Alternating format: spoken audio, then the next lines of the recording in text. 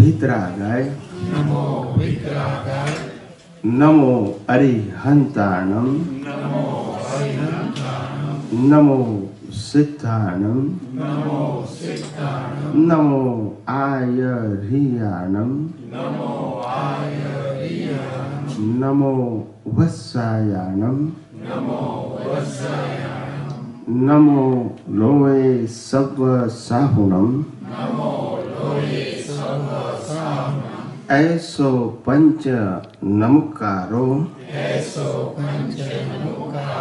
सव पाभपणासनो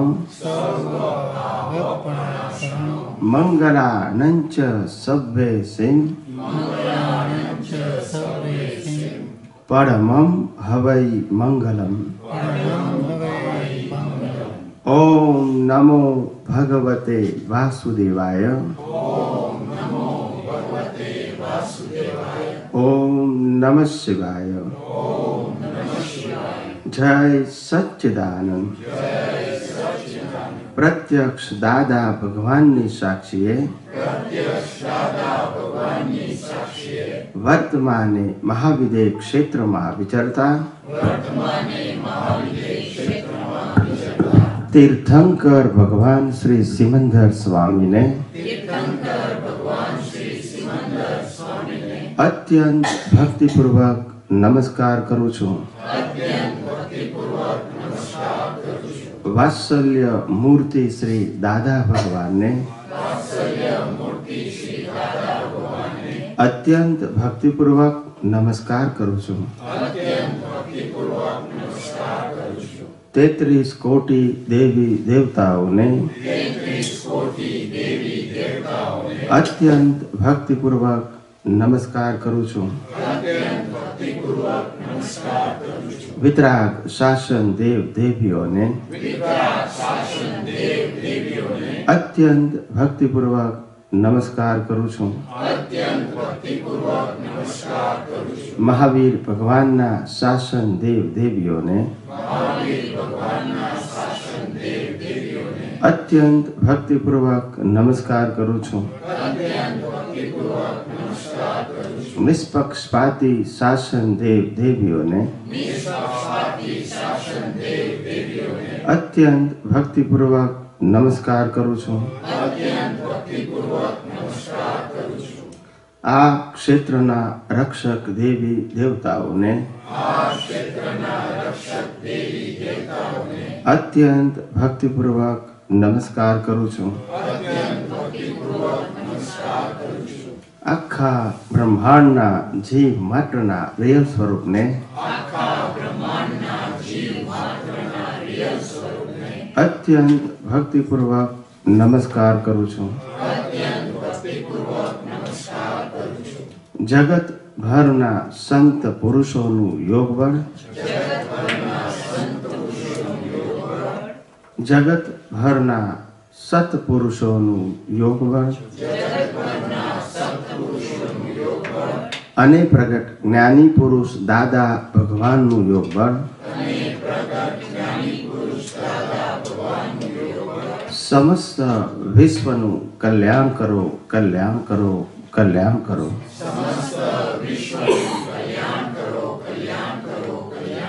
अने कल्याण करवानु निमित्त बनवानी अम सौ महात्माओने परम शक्ति आपो शक्ति आपो शक्ति आपो। जगतना सर्व जीवो सुख अने शांति ने पामो। जगतना सर्व जीवो समाधान ने पामो। जगतना सर्व जीवो मोक्ष ने पामो। जगत कल्याण हो जगत कल्याण हो जगत कल्याण हो। निज स्वभाव से सद्गुरु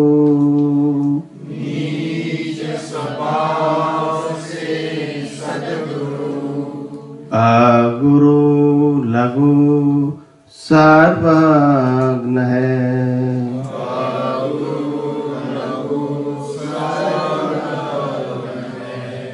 सूक्ष्मतमा सिद्ध परम गुरु।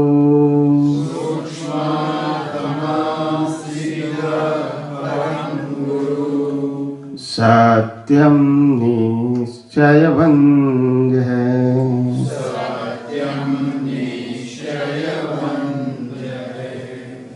तैत्रिश कोटि दैवगण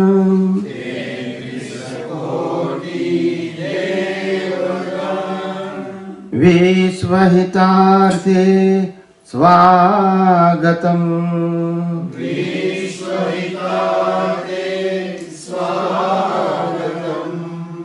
जग कल्याणक यज्ञ में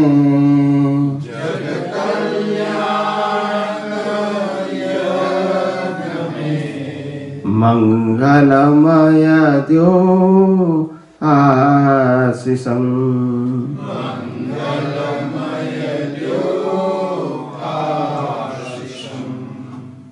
सिद्ध स्वरूपी मूर्तमो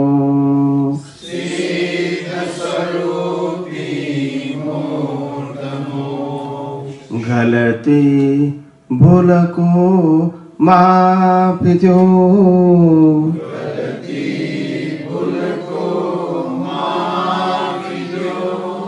व्यवहारे सद्बुद्धि हो।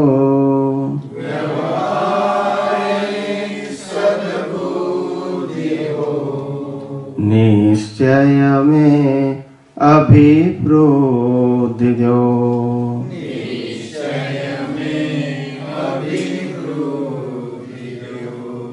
निश्चय में अभिप्रोधि दो।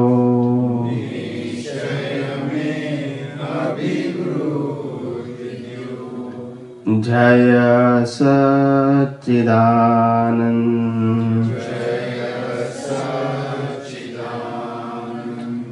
जय सच्चिदानंद।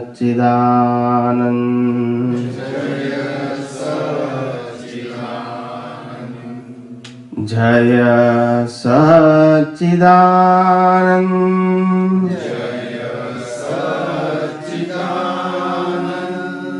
जय सच्चिदानंद।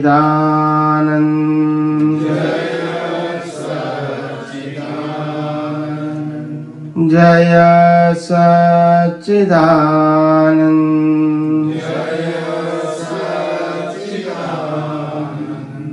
जय सच्चिदानंद।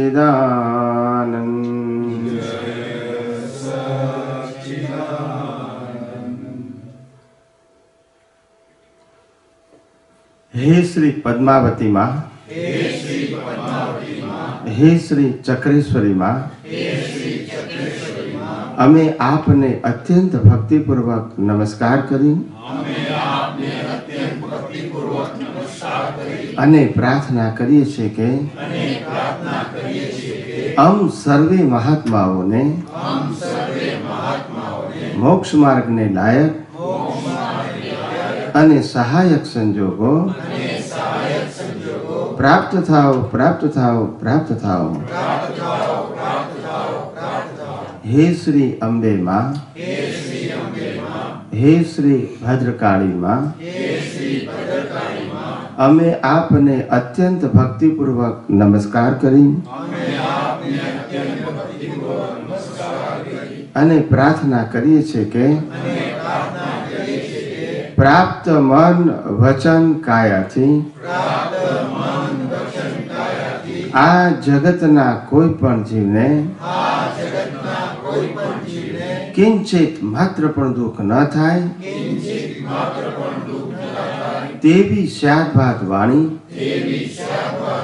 स्याद्भात वर्तन अने स्याद्भात मनन करवानी परम शक्ति आपो। श्री मातंग यक्ष ने तथा श्री सिद्धायिका देवी ने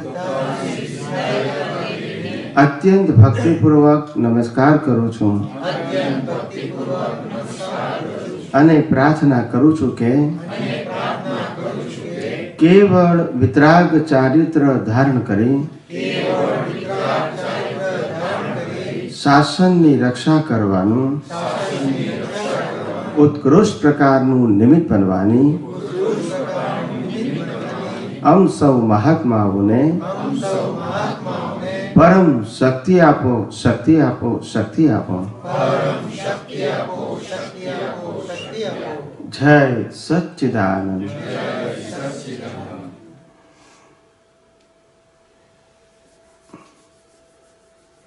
જય સચ. આ જગત એટલે સ્થિર અને અસ્થિર, એનો સરવાળો, એનું નામ જગત. અપરિવર્તનશીલ અને પરિવર્તનશીલ, એનો સરવાળો, એનું નામ જગત. શાશ્વત અને અવસ્થા, એનો સરવાળો, એનું નામ જગત. રિયલ અને રિલેટિવ, એનો સરવાળો, એનું નામ જગત. ટેમ્પરરી અને પરમેનન્ટ, એનો સરવાળો, એનું નામ જગત. એક વસ્તુ અવસ્થા રૂપે સતત પરિવર્તનશીલ છે, એટલે કે બદલાયા કરે છે, ઉત્પન્ન થાય છે અને નાશ થાય છે. આ એક વસ્તુ છે. અને બીજી વસ્તુ છે આત્મા, જે ક્યારે ઉત્પન્ન થતો નથી, નાશ થતો નથી અને બદલાતો નથી. આ બે વસ્તુ આ જગતની અંદર છે. એટલે એક પરિવર્તનશીલ છે અને એક સ્થિર છે. એક વિનાશી છે, બીજું અવિનાશી છે. એક ટેમ્પરરી છે, બીજું પરમેનન્ટ છે. આ બે વસ્તુ આ જગતની અંદર મુખ્ય છે.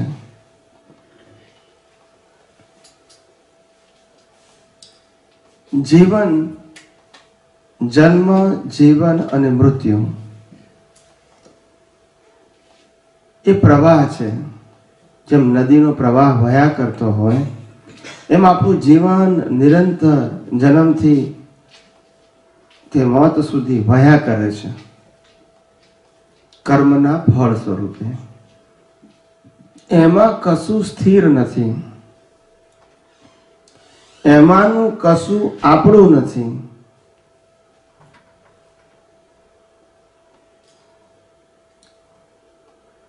અને બીજો ભાગ છે એ આપણે પોતે છે, જે સ્થિર છીએ, શાશ્વત છીએ અને અનંત પ્રકારની શક્તિવાળા છીએ. આ બે વસ્તુ આ જગતની અંદર છે. પ્રશ્ન એ થાય છે કે જીવ મૂંઝાયો છે કેમ? જીવ અવસ્થાઓમાં અથવા તો જીવ વિવિધતાઓમાં બહારથી અને અંદરથી વિકલ્પોને કારણે ગુંચાયો છે. બહાર વિવિધતા છે એટલે અંદર વિકલ્પો છે. શું છે? બહાર વિવિધતા છે એટલે અંદર શું છે? વિકલ્પો છે. એટલે ગુંચાયો છે. અને આ વિવિધતાની સામે વિકલ્પો છે, એનું કારણ અજ્ઞાનતા છે. શું છે? વિકલ્પો હોવા, વિવિધતા હોવાથી વિકલ્પો નથી. વિવિધતાની સાથે અજ્ઞાનતા છે એટલે વિકલ્પો છે. આ જ વિવિધતા હોય પણ જ્ઞાનીને નિર્વિકલ્પી બનાવે. સમજાય છે? એટલે વિવિધતા છે એટલે વિકલ્પો નથી, પણ વિવિધતાની સાથે અજ્ઞાન છે એટલે શું છે? વિકલ્પો છે. અને માણસ વિકલ્પોથી ફસાયો છે, મૂંઝાયો છે, પઝલમાં આવ્યો છે, અને એને સોલ્યુશન મળતું નથી. વિકલ્પો એટલે શું અને વિવિધતા એટલે શું? વિવિધતા એટલે આ જગતના રિલેટિવ સત્યના ડિફરન્સીસ. શું કહેવાય? રિલેટિવ સત્યના ડિફરન્સીસ. કોઈ નાનું છે, કોઈ મોટું છે, કોઈ ઘરડું છે, કોઈ સુખી છે, કોઈ દુઃખી છે, કોઈ રૂપાળું છે, કોઈ કદરૂપું છે, કોઈ નોકરી વાળું છે, કોઈ નોકરી વગરનું છે, કોઈને ધંધો સારો ચાલે છે, કોઈને ચાલતું નથી, કોઈ દેવા વાળું છે અને કોઈ લેણા વાળું છે. આવા વિવિધતાઓ અને વિકલ્પો વાળું આ જગત છે બધી રીતે. એમાં ફસાયો છે કેમ? કારણ કે આ વિવિધતાની અંદર અજ્ઞાનતા હોવાથી અંદર વિકલ્પો છે. મને આ વસ્તુ ક્યારે મળે, હું આવો ક્યારે બનું? આ રિલેટિવ સત્યના ચોઈસની વાત કરું છું. કયા ચોઈસની વાત કરું છું? રિલેટિવ સત્યના ચોઈસ. એ રિલેટિવ સત્યના ચોઈસમાં માણસ ફસાયો છે. ચોઈસ એટલા માટે છે, અજ્ઞાનતા છે. શું છે? એ અજ્ઞાનતાથી ફસાયો છે. જગત આનું આ જ હતું.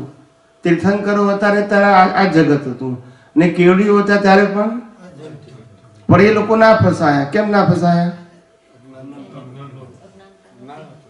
ખ્યાલ આવ્યો? એટલે ફસાવાનું જગતથી છે કે અજ્ઞાનતાથી?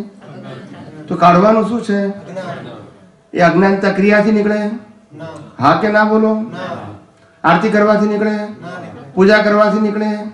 ઉપવાસ કરવાથી નીકળે? ઘર બહાર છોડવાથી નીકળે? સમજાય છે? અજ્ઞાન કેવી રીતે જાય? બોલો. એટલે અજ્ઞાન જ્ઞાનથી ના જાય, અજ્ઞાન વિજ્ઞાનથી જાય. કારણ કે જ્ઞાન તો રિલેટિવ સત્ય છે. કયું સત્ય છે? તમે કહો છો મહાવીર ભગવાન, એ સનાતન સત્ય કે રિલેટિવ સત્ય? બીજો કે છે કૃષ્ણ ભગવાન, તો કયું સત્ય? ત્રીજો કે છે મહાવીર ભગવાન, ચોથો કે છે દાદા ભગવાન, પાંચમો કે છે સિમંદર સ્વામી ભગવાન. તો કોણ સાચું? આ રિલેટિવ સત્ય છે કે સનાતન સત્ય છે? જગત ફસાયું છે શેમાં? મને સમજાય છે? ફસાયું શેમાં? રિલેટિવ સત્યમાં. નીકળાશે શેનાથી? રિલેટિવ સત્યથી કે સનાતન સત્યથી? આટલા જેટલા ચાર નામ આપ્યા બધા, એ રિલેટિવ સત્ય છે કે સનાતન સત્ય? તો સનાતન સત્ય શું છે આ બધામાં? હું શુદ્ધ આત્મા છું, તે સનાતન સત્ય છે. રામમાં પણ એ શુદ્ધ આત્મા, કૃષ્ણમાં પણ એ શુદ્ધ આત્મા, મહાવીરમાં એ શુદ્ધ આત્મા, જ્ઞાની પુરુષ દાદા ભગવાનમાં એ શુદ્ધ આત્મા, અને સિમંદર સ્વામીમાં એ શુદ્ધ આત્મા, અને મારી અંદર પણ. તો પછી આ સનાતન સત્ય થયું કે ટાઇટલ એ સનાતન સત્ય થયું? હું શુદ્ધાત્મા છું એ સનાતન સત્ય થયું કે નામનું ટાઇટલ એ સનાતન સત્ય થયું? બોલો. તો સનાતન સત્યથી અજ્ઞાન જશે કે વ્યવહાર સત્યથી જશે? અને આ જગત વિકલ્પો વાળું છે. એ વિકલ્પ વાળા જગતમાં શુભ અને અશુભ કરવાથી જશે? પ્રતિક્રમણ કરવાથી જશે? સામાયિક કરવાથી જશે? કે આ જગતને આખાને કુદરતી રચના સમજવાથી જશે? કુદરતી રચનામાં પછી કોઈ વિકલ્પ રહ્યો? સાચું ખોટું રહ્યું? મારું તારું રહ્યું? સુખ દુઃખ રહ્યું? મેળવવાનું ગુમાવવાનું રહ્યું? પછી પ્રકૃતિમાં ઊંડા ઉતરવાનું રહ્યું? બોલતા નથી બધા. પ્રકૃતિના દોષો જોવાનું રહ્યું? કારણ કે પ્રકૃતિ શેમાં ગઈ? બોલો. જન્મથી મોત સુધીની પ્રકૃતિ અને પ્રકૃતિની અવસ્થા શેમાં ગઈ? એ રિલેટિવ કોણ ચલાવે છે? કુદરત ચલાવે છે. તો એ કુદરત ચલાવે છે, એના ડિટેલિંગમાં જવાની જરૂર છે? ના. બોલતા નથી. ના. આ વ્યવહાર સત્યમાં ઊંડા ઉતર્યા એટલે શું થઈ ગયા? વ્યવહાર સત્યનું એક જ ટાઇટલ છે, કુદરતી રચના. કઈ રચના? પછી ડિટેલિંગની જરૂર છે?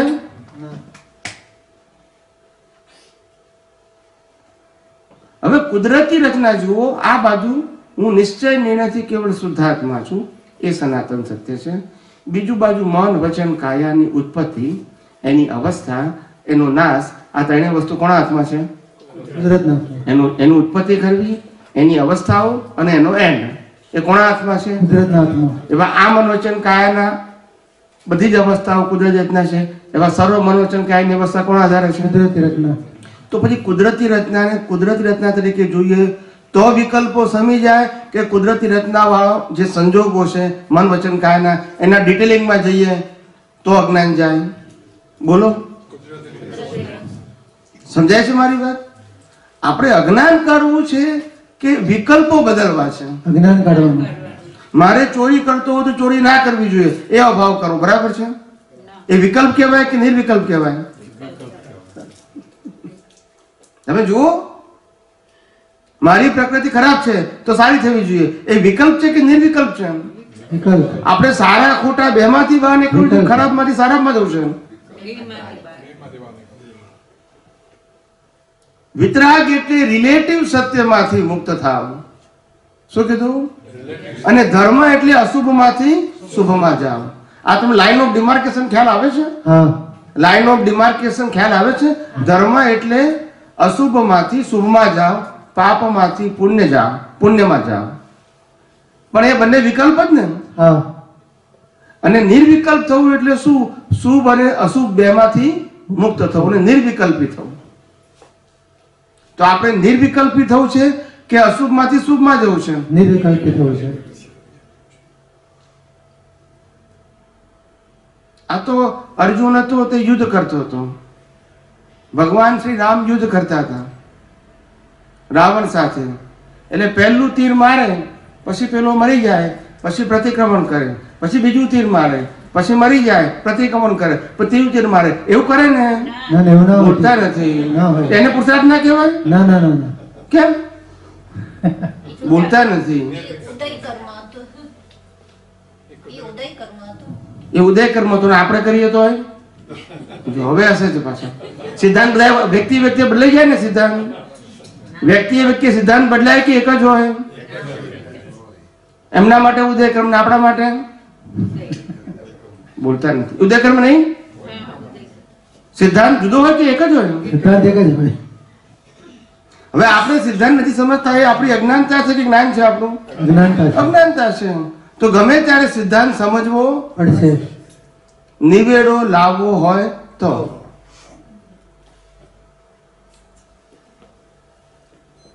ધર્મ એ વ્યક્તિ વિશેષ હશે કે ધર્મ એ સનાતન સત્ય હશે? વ્યક્તિ વિશેષ. સાચો ધર્મ કયો હશે? સનાતન સત્ય. લૌકિક ધર્મ એટલે સાંપ્રદાયિક સત્ય. લૌકિક ધર્મ એટલે સાંપ્રદાયિક સત્ય. અલૌકિક ધર્મ એટલે સનાતન સત્ય. સનાતન સત્યની અંદર ડિવિઝન ના હોય. શું ના હોય? ડિવિઝન ના હોય. મારું તારું ના હોય. સમજાય છે? દાદા ભગવાન એક વાર બહુ સરસ કીધેલું, શ્રીમદ રાજચંદ્ર પર કહ્યું છે, જ્યાં પક્ષ પંથ કે વાળો છે ત્યાં ધર્મે પણ નથી. શું કીધું? પછી મુક્તિની વાત તો ક્યાંથી હોય? શ્રીમદ રાજચંદ્ર આ જ બોલ્યા અને દાદા ભગવાને આ જ બોલ્યા કે જ્યાં સંપ્રદાય છે અને વાળો છે ત્યાં ધર્મે પણ નથી. પછી મુક્તિનો માર્ગ હોય જ નહીં ને. દાદાએ કહ્યું કે પક્ષા પક્ષી ત્યાં ધર્મ જ ના હોય એમ કે. એટલે પક્ષા પક્ષી શબ્દ વાપર્યો એમને. જ્યાં પક્ષા પક્ષી છે, આ મારું તારું છે, ત્યાં ધર્મે પણ નથી. એટલે સાચો ધર્મ એ કયો છે? હું કોણ છું તે જાણવું અને આ જગત કયા આધારે ચાલે છે, જેમાં મારું મન વચન કાયા એની બધી અવસ્થાઓ ના 5 ઇન્દ્રિયોથી અનુભવાતી આખી દુનિયા કયા આધારે ચાલે છે એ જાણવું. એ છેલ્લામાં છેલ્લો ધર્મ છે. એ વિતરાગોનો ધર્મ છે. એ મુક્ત પુરુષોનો ધર્મ છે.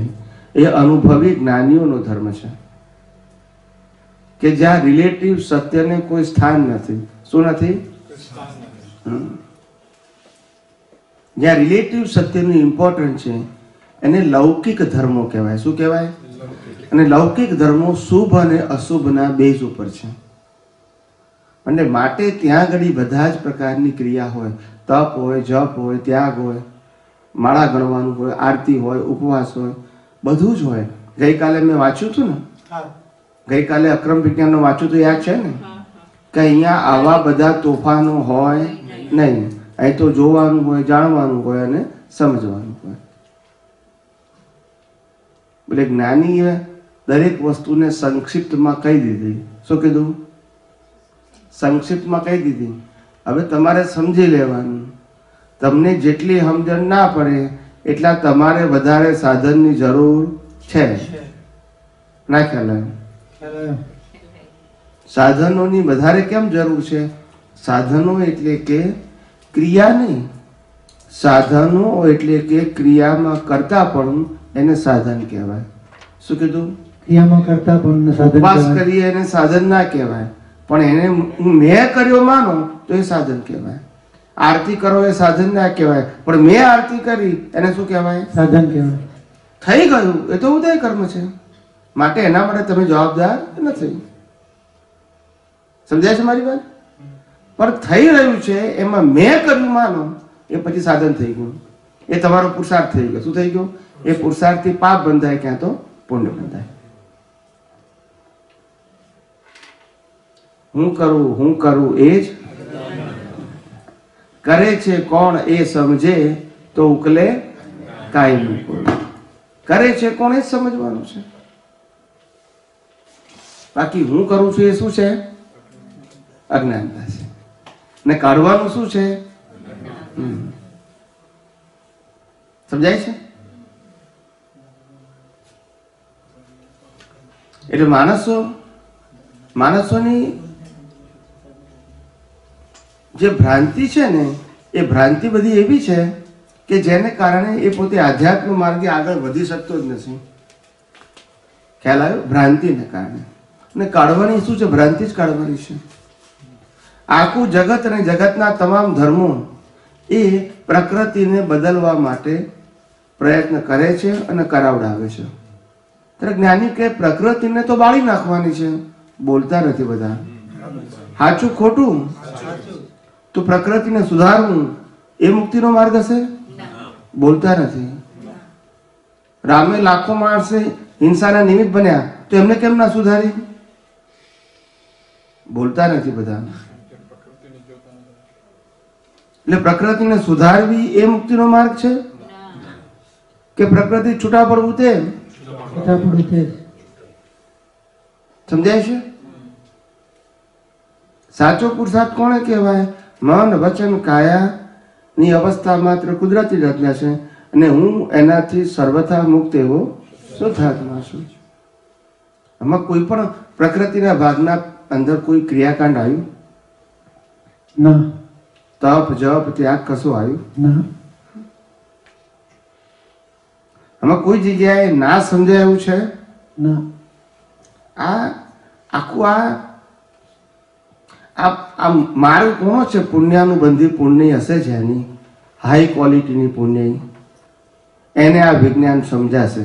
બાકીનાને તો નહીં સમજાય. ખ્યાલ આવ્યો? દાદા ભગવાનને એક વાર બહુ સરસ કીધેલું કે અહીંયા આવ્યા પછી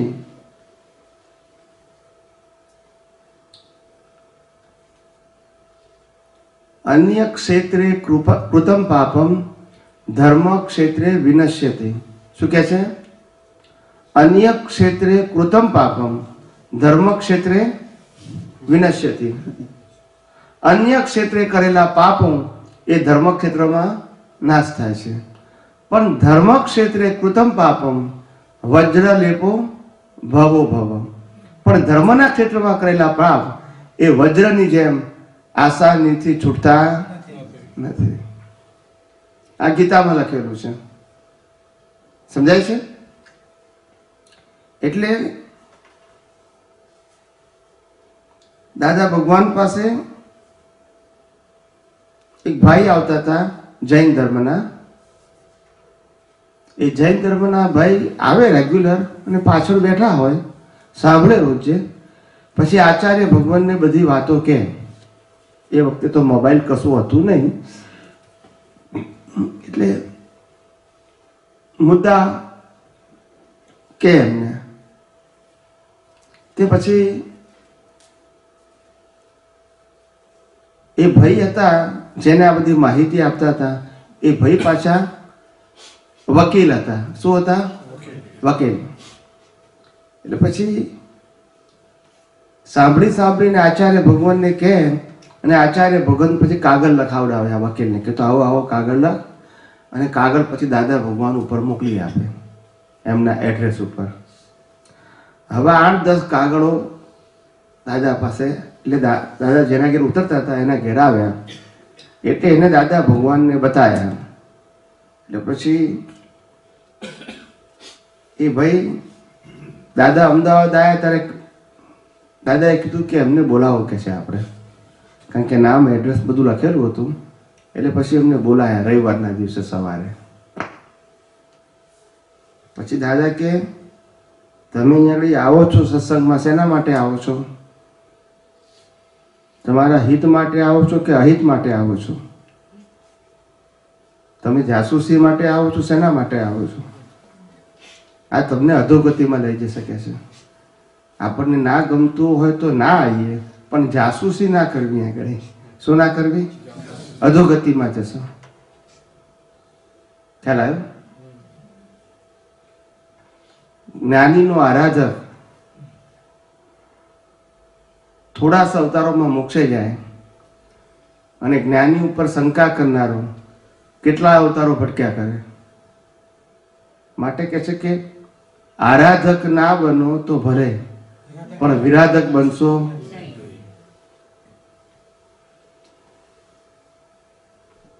એટલે માણસને એને પોતાને ખબર નથી પડતી કે હું શું કરી રહ્યો છું.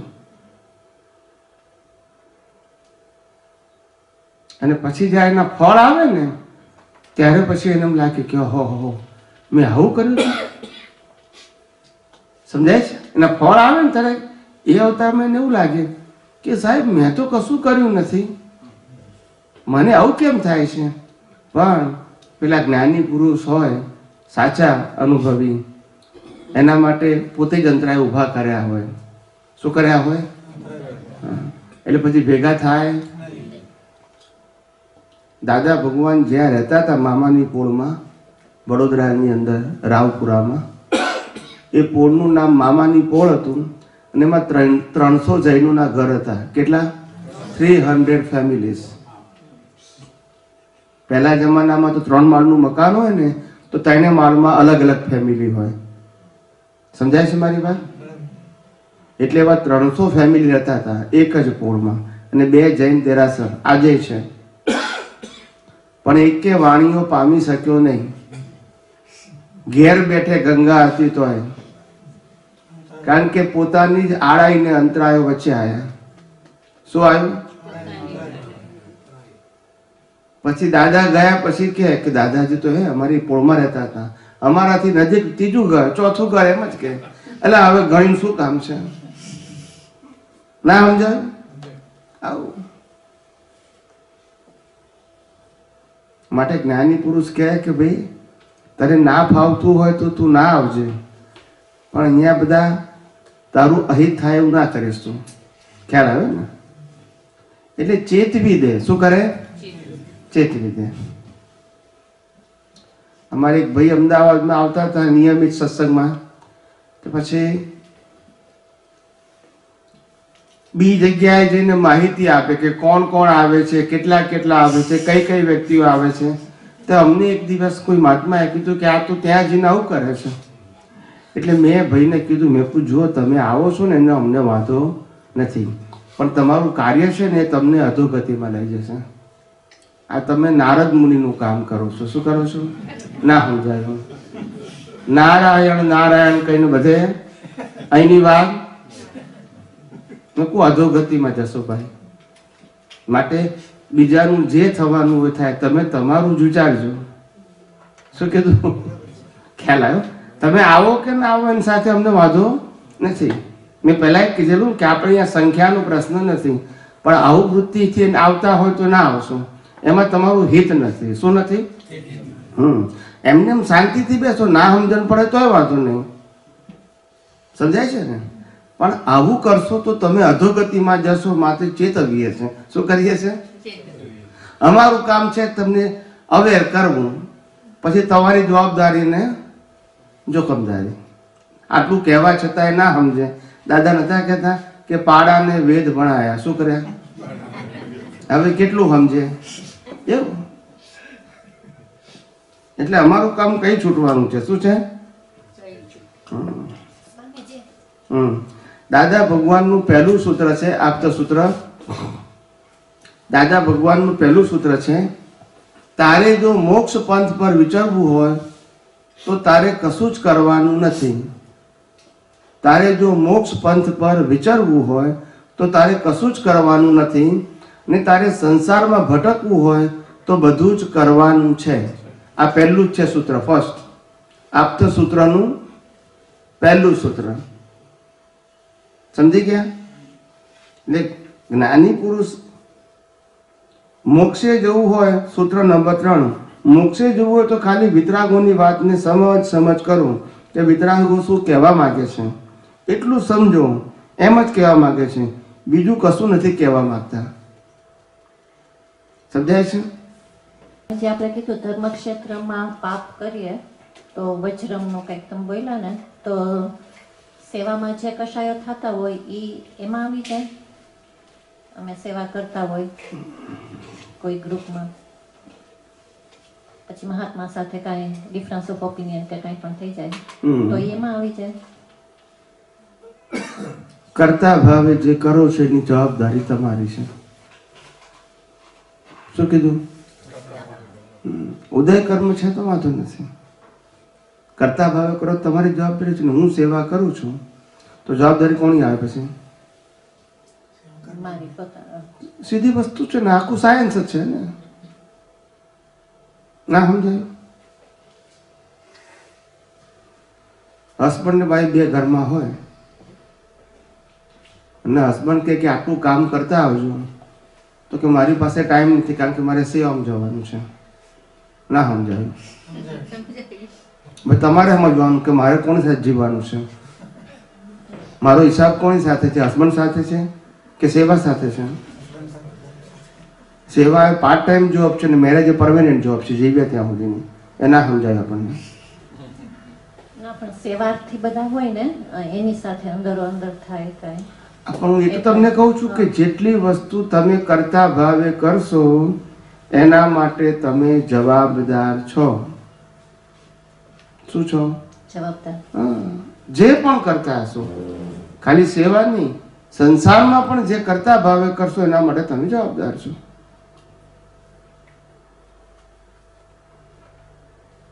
આપણા પોતાના જ મા બાપ હોય કે સાસુ સસરા હોય કે ભાઈ બહેન હોય, કે જ્યાં આપણી એક જવાબદારી ઊભી થાય છે, વ્યવહારિક રિલેટિવ સત્યની વાત કરું છું, ત્યાં આપણે સેવા ના કરતા હોય અને પારકાની પછી સેવા કરવા જઈએ, શું થાય? પછી અહંકાર શું થાય? ઉછળે કે ના ઉછળે? કારણ કે જગત કલ્યાણ માટે કરતી હોવ એટલે. પણ જગત કલ્યાણ કરવા માટે સેવા કરવી એટલે આપણે સમજવું જોઈએ કે આપણે સેવા કરનારા છે કે ઉદય કર્મ છે. તો ઉદય કર્મ. ને ઉદય કર્મ હોય એમાં કશું કમ્પલસરી હોય? ના, ન હોય. કે આ કરવું જ પડે? ના, ના હોય. માટે આપણે સમજવાનું, જ્યાં આપણે સીધા રિસ્પોન્સિબલ છે, આપણું ફેમિલી છે, ત્યાં આપણે જવાબદાર છે. હસબન્ડ હોય, વાઈફ હોય, માતા પિતા હોય, સાસુ સસરા હોય કે ભાઈ બહેન હોય, જે નજીકના છીએ એ માટે આપણે એકબીજા જવાબદાર છે. ત્યાં આપણે એકવાર આપણી ઈચ્છા ના હોય તોય જવું પડે, કારણ કે ત્યાં આપણે ઋણાનુબંધથી બંધાયા છે. શું છે? અહીંયા આપણે ઈચ્છાએ કરીને જઈએ છીએ. શું કરીએ છીએ? પછી અહંકાર ઉભો થાય, પછી શું થાય? થાય કે નહીં ટકરામણ? એટલે ઈચ્છા કરીને જાય છે એટલે એ ઈચ્છા એ પાર્ટ ઓફ ડિસ્ચાર્જ ને. એ ઈચ્છા કરીને જાય છે એટલે જવાબદારી ઊભી થાય છે. હિસાબ સમજે તો જવાબદારી નથી. આ અહંકારની ટકરામણ કેમ થાય છે? અહંકારની ટકરામણ કેમ થાય છે? મેં કર્યું.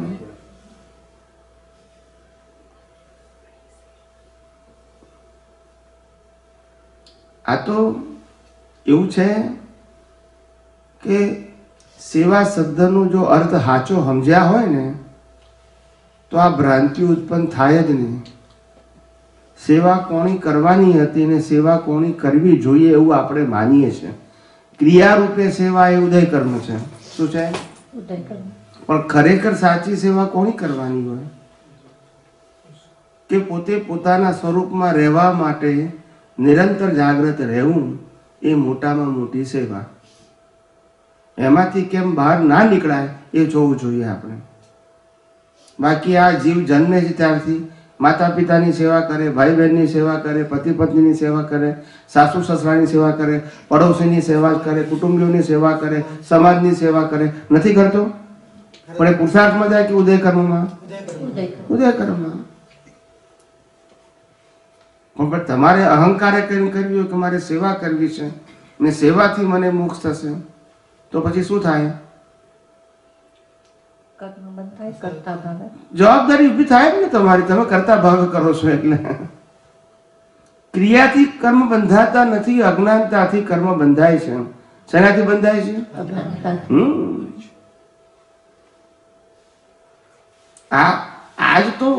આજ તો ભ્રાંતિ કાઢવાની છે આપણે. શું કરવાનું છે? ભ્રાંતિ કાઢવાની. હા, આજ તો ભ્રાંતિ કાઢવાની છે. અનાદિકાળથી આપણે આ જ ભ્રાંતિ હોય છે. એટલે ભ્રાંતિ શું કાઢવાની છે? આપણું કર્તાપદ છે. એ કર્તાપદ આપણી દ્રષ્ટિમાં હોવું જોઈએ નહીં. સમજાય છે કે નહીં? બરાબર. Yeah. હા. અને આપણે અશુભમાંથી શુભ ને હવે શુભમાંથી શુદ્ધમાં જાય છે. પણ અશુદ્ધ એ શું છે? અશુદ્ધ કોને કહેવાય? અશુભ, શુભ, શુદ્ધ. પણ અશુદ્ધ કોને? શુદ્ધ એટલે આ જગતનું સનાતન સત્ય અને શુદ્ધ કહેવાય. હા, એ બરાબર. હું નિશ્ચય નિર્ણયથી કેવળ શુદ્ધાત્મા છું, એ શુદ્ધ કહેવાય. અને મન વચન કાયા અને 5 ઇન્દ્રિયોથી અનુભવાતી આખી દુનિયા એ કુદરતી રચના છે, એ જોવું, આ બંનેને શુદ્ધ કહેવાય. શું કહેવાય? શુદ્ધ. હવે શુદ્ધ તો એમાંથી અશુદ્ધ કોને કહેવાય? કે જેમાં શુભ અને અશુભ આવે. શુભ ને અશુભ એટલે પાપ ને પુણ્ય બે આવે. એ અશુદ્ધ એ કહેવાય. અશુદ્ધ કહેવાય. અશુદ્ધ કરતા પણ આ ઉપર આધાર હોય. અશુદ્ધમાં રોંગ બિલીફ હોય, અશુદ્ધમાં અજ્ઞાનતા હોય, અને અજ્ઞાનતાથી પાપ અને પુણ્ય હોય. શુદ્ધમાં વિજ્ઞાન હોય, અકર્તાપણું હોય, એમાં પાપ પુણ્ય ના હોય. સમજાયું કે નહીં? પુણ્ય હોય એટલે આઈ નેવર થોટ કે ઇટ કમ્સ અંડર અશુદ્ધ. એટલે કારણ કે પુણ્ય હોય એટલે મને એમ કે એ તો અશુદ્ધ તો ન કહેવાય એમ, એટલે મને પૂછ્યું. મોક્ષે જવા માટે પુણ્ય બેમાં જોઈએ, છૂટવાનું જ. તો પછી કેમ આમ કરે? સોનાની જંજીર કે લોઢાની સમથિંગ. ઓકે. જ્યાં સુધી આપણે ધર્મ કરતા હતા એ ધર્મની અંદર પુણ્યની વાતો હતી કે નથી? હતી. હજુ આપણે એ જ રિપીટ કરવી છે વિજ્ઞાનમાં. વિજ્ઞાનમાં પાછું પુણ્યની વાત કરવી છે, તો પછી ધર્મ શું ખોટો હતો? બોલતા નથી બધા. જો આપણે પુણ્ય જ કરવું છે તો જે તે ધર્મ કરતા હતા એમાં ખોટું શું હતું? હવે પુણ્યની વાત નથી હતી. તો પછી છોડવાની જરૂર ક્યાં હતી? એ જ જો કરવું તો પછી જે હતું એ બરાબર જ હતું ને. પછી ફેરફાર કરવાની ક્યાં જરૂર છે? આપણે પાપ અને પુણ્યથી ઉપર જવું છે, અપગ્રેડ થવું છે. શું થવું છે? અપગ્રેડ. એટલા માટે આ વિજ્ઞાનની જરૂર છે. સમજાય છે? દાદા ભગવાનના નિમિત્તે અથવા તો તીર્થંકરોના નિમિત્તે અનેક લોકો મોક્ષે જાય. બરાબર છે? બરાબર. એમને કેટલું પુણ્ય બંધાય? અકર્તા ભાવ બોલતા નથી. એને ન થાય પુણ્ય. એટલે આપણે એમના રસ્તે નથી જવું જાવું જ ને. પણ આ જવું છે ખરું. પછી પ્રશ્ન એ પૂછો તો પુણ્યનો બે વસ્તુ કેવી રીતે બને? એક બાજુ પુણ્ય એક કરવું છે ને બાજુ એમના રસ્તે જવું છે. બે વસ્તુ કેવી રીતે બંને ઉત્તર દક્ષિણ છે. પાપ પુણ્ય એ સંસારનો રસ્તો છે ને પાપ પુણ્યથી છૂટવું એ વિતરાગોનો માર્ગ છે. એ બેને ભેગા નહીં કરવાના, નહીં તો પઝલ થશે. શું થશે? puzzle. પણ સ્વામીજી ઘણા લોકો હજી એમ ઇન્ક્લુડિંગ માય સેલ્ફ એમ થાય કે હજી તો ચરણવિધિ કરવી છે, નવ કલમ કરવી છે. મને નવ કલમનો વધારે છે, કારણ કે એમ થાય કે પ્રકૃતિ એનાથી ચોખ્ખી થાય. ભલે આવતા ભવે પણ એ ચોખ્ખી પ્રકૃતિ થાય, ભલે એ આત્મા લક્ષી નથી પણ પ્રકૃતિ સારી હોય, ચોખ્ખી હોય તો આપણને ઇટ હેલ્પ્સ ને મોક્ષ માર્ગમાં, આત્મામાં. તો ઈ હું નવ કલમ કર્યા કરું છું. તો ઈ તમે કીધું કે ઓમાં 2nd 3rd જૂનમાં આવ્યા હતા ત્યારે તમે બોલ્યા હતા 2-3 મહિના પહેલા. માણસ બેકાર હોય, જ્ઞાન લઈ લીધું છે અને ઘરની જવાબદારી છે કે નોકરી કર્યા વગર ચાલે એવું નથી. હવે જ્ઞાન તો લીધું એને અને આજ્ઞાએ પાડે છે, બરાબર છે, બધી વિધિઓ બધું કરે છે. હવે એને નોકરી કરી, નોકરી કરવામાં નોકરીમાં જે કામ આપે છે કામ કરે છે. એને પુરુષાર્થ કહેવાય કે પરિણામ કહેવાય? પરિણામ છે. સમજાય છે? સમજાય. એમ આપણને જ્ઞાની મળે અને જ્ઞાનીએ કોઈ ક્રિયા આપી, ક્રિયા એ પ્રકૃતિ કરે છે, ત્યાં કામ પણ પ્રકૃતિ કરે છે. તો આમાં પુરુષાર્થ કયો અને પ્રારબ્ધ કયું? પુરુષાર્થ તો ના થયો. અહીંયા નોકરીમાં એ કામ કરે છે, અહીંયા એ કામ કરે છે, બંનેમાં ક્રિયા છે. તો બે માંથી એક જગ્યાએ પુરુષાર્થ છે.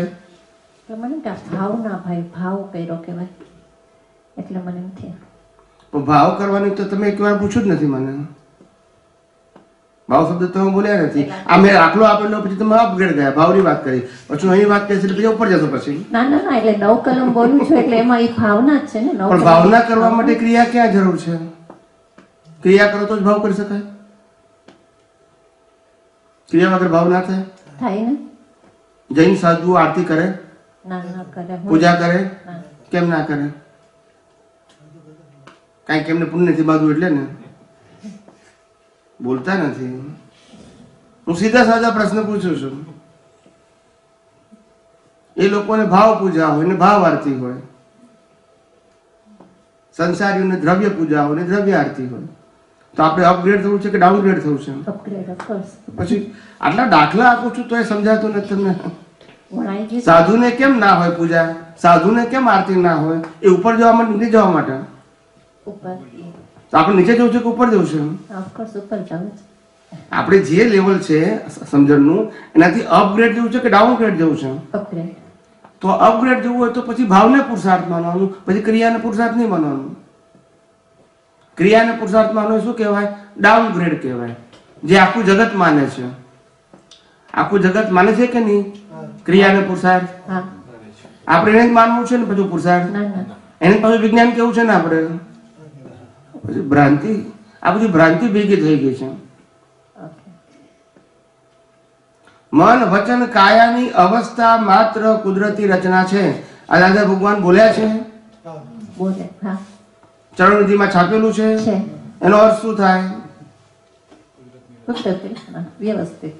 વ્યવસ્થિત જે વ્યવસ્થિત થતું હોય એને પુરુષાર્થ કહેવાય? ના કહેવાય. તો પછી આપણે એવો પુરુષાર્થ કરવો છે કે વ્યવસ્થિત થતો હોય એને કરવો છે? સમજાઈ ગયું. પાછો ક્વેશ્ચન પૂછાઈ જશે 2 દિવસ પછી, કારણ કે હજી નીકળતા બધું હજી વાર લાગશે. એટલે તો અમે કીધું કે આ લોકોને આ વિજ્ઞાન ના સમજાયું, આટલા માટે તો આ અમારે આ ઝાટક કરવું પડે છે. નહીંતર અમને શોખ થાય. તમે સમજી જતા હોય વિજ્ઞાન કેટલું સરળ છે, કેટલું સીધું વિજ્ઞાન છે.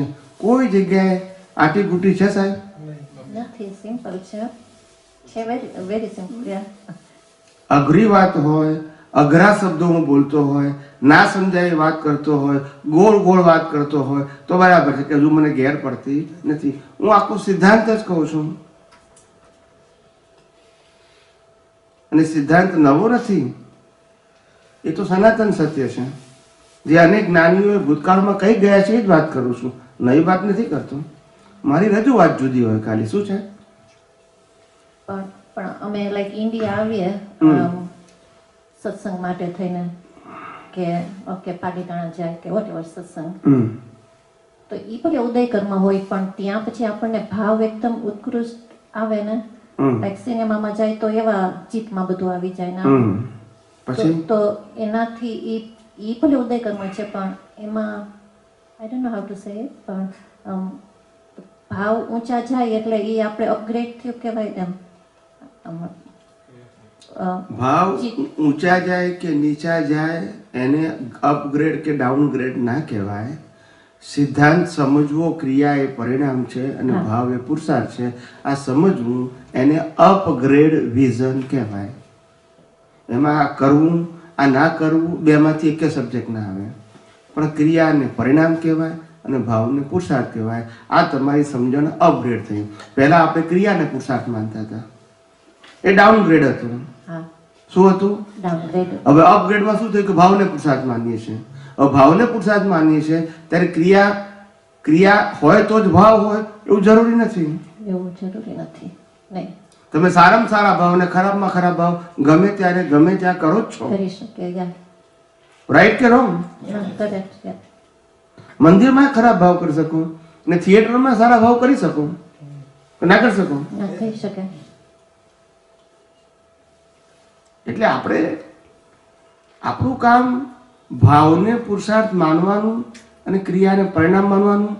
હવે પ્રશ્ન પછી ભાવનો ઉપર આવે, પણ ભાવ કેવા હોવા જોઈએ? ભાવ તો બધાય કરે જ છે.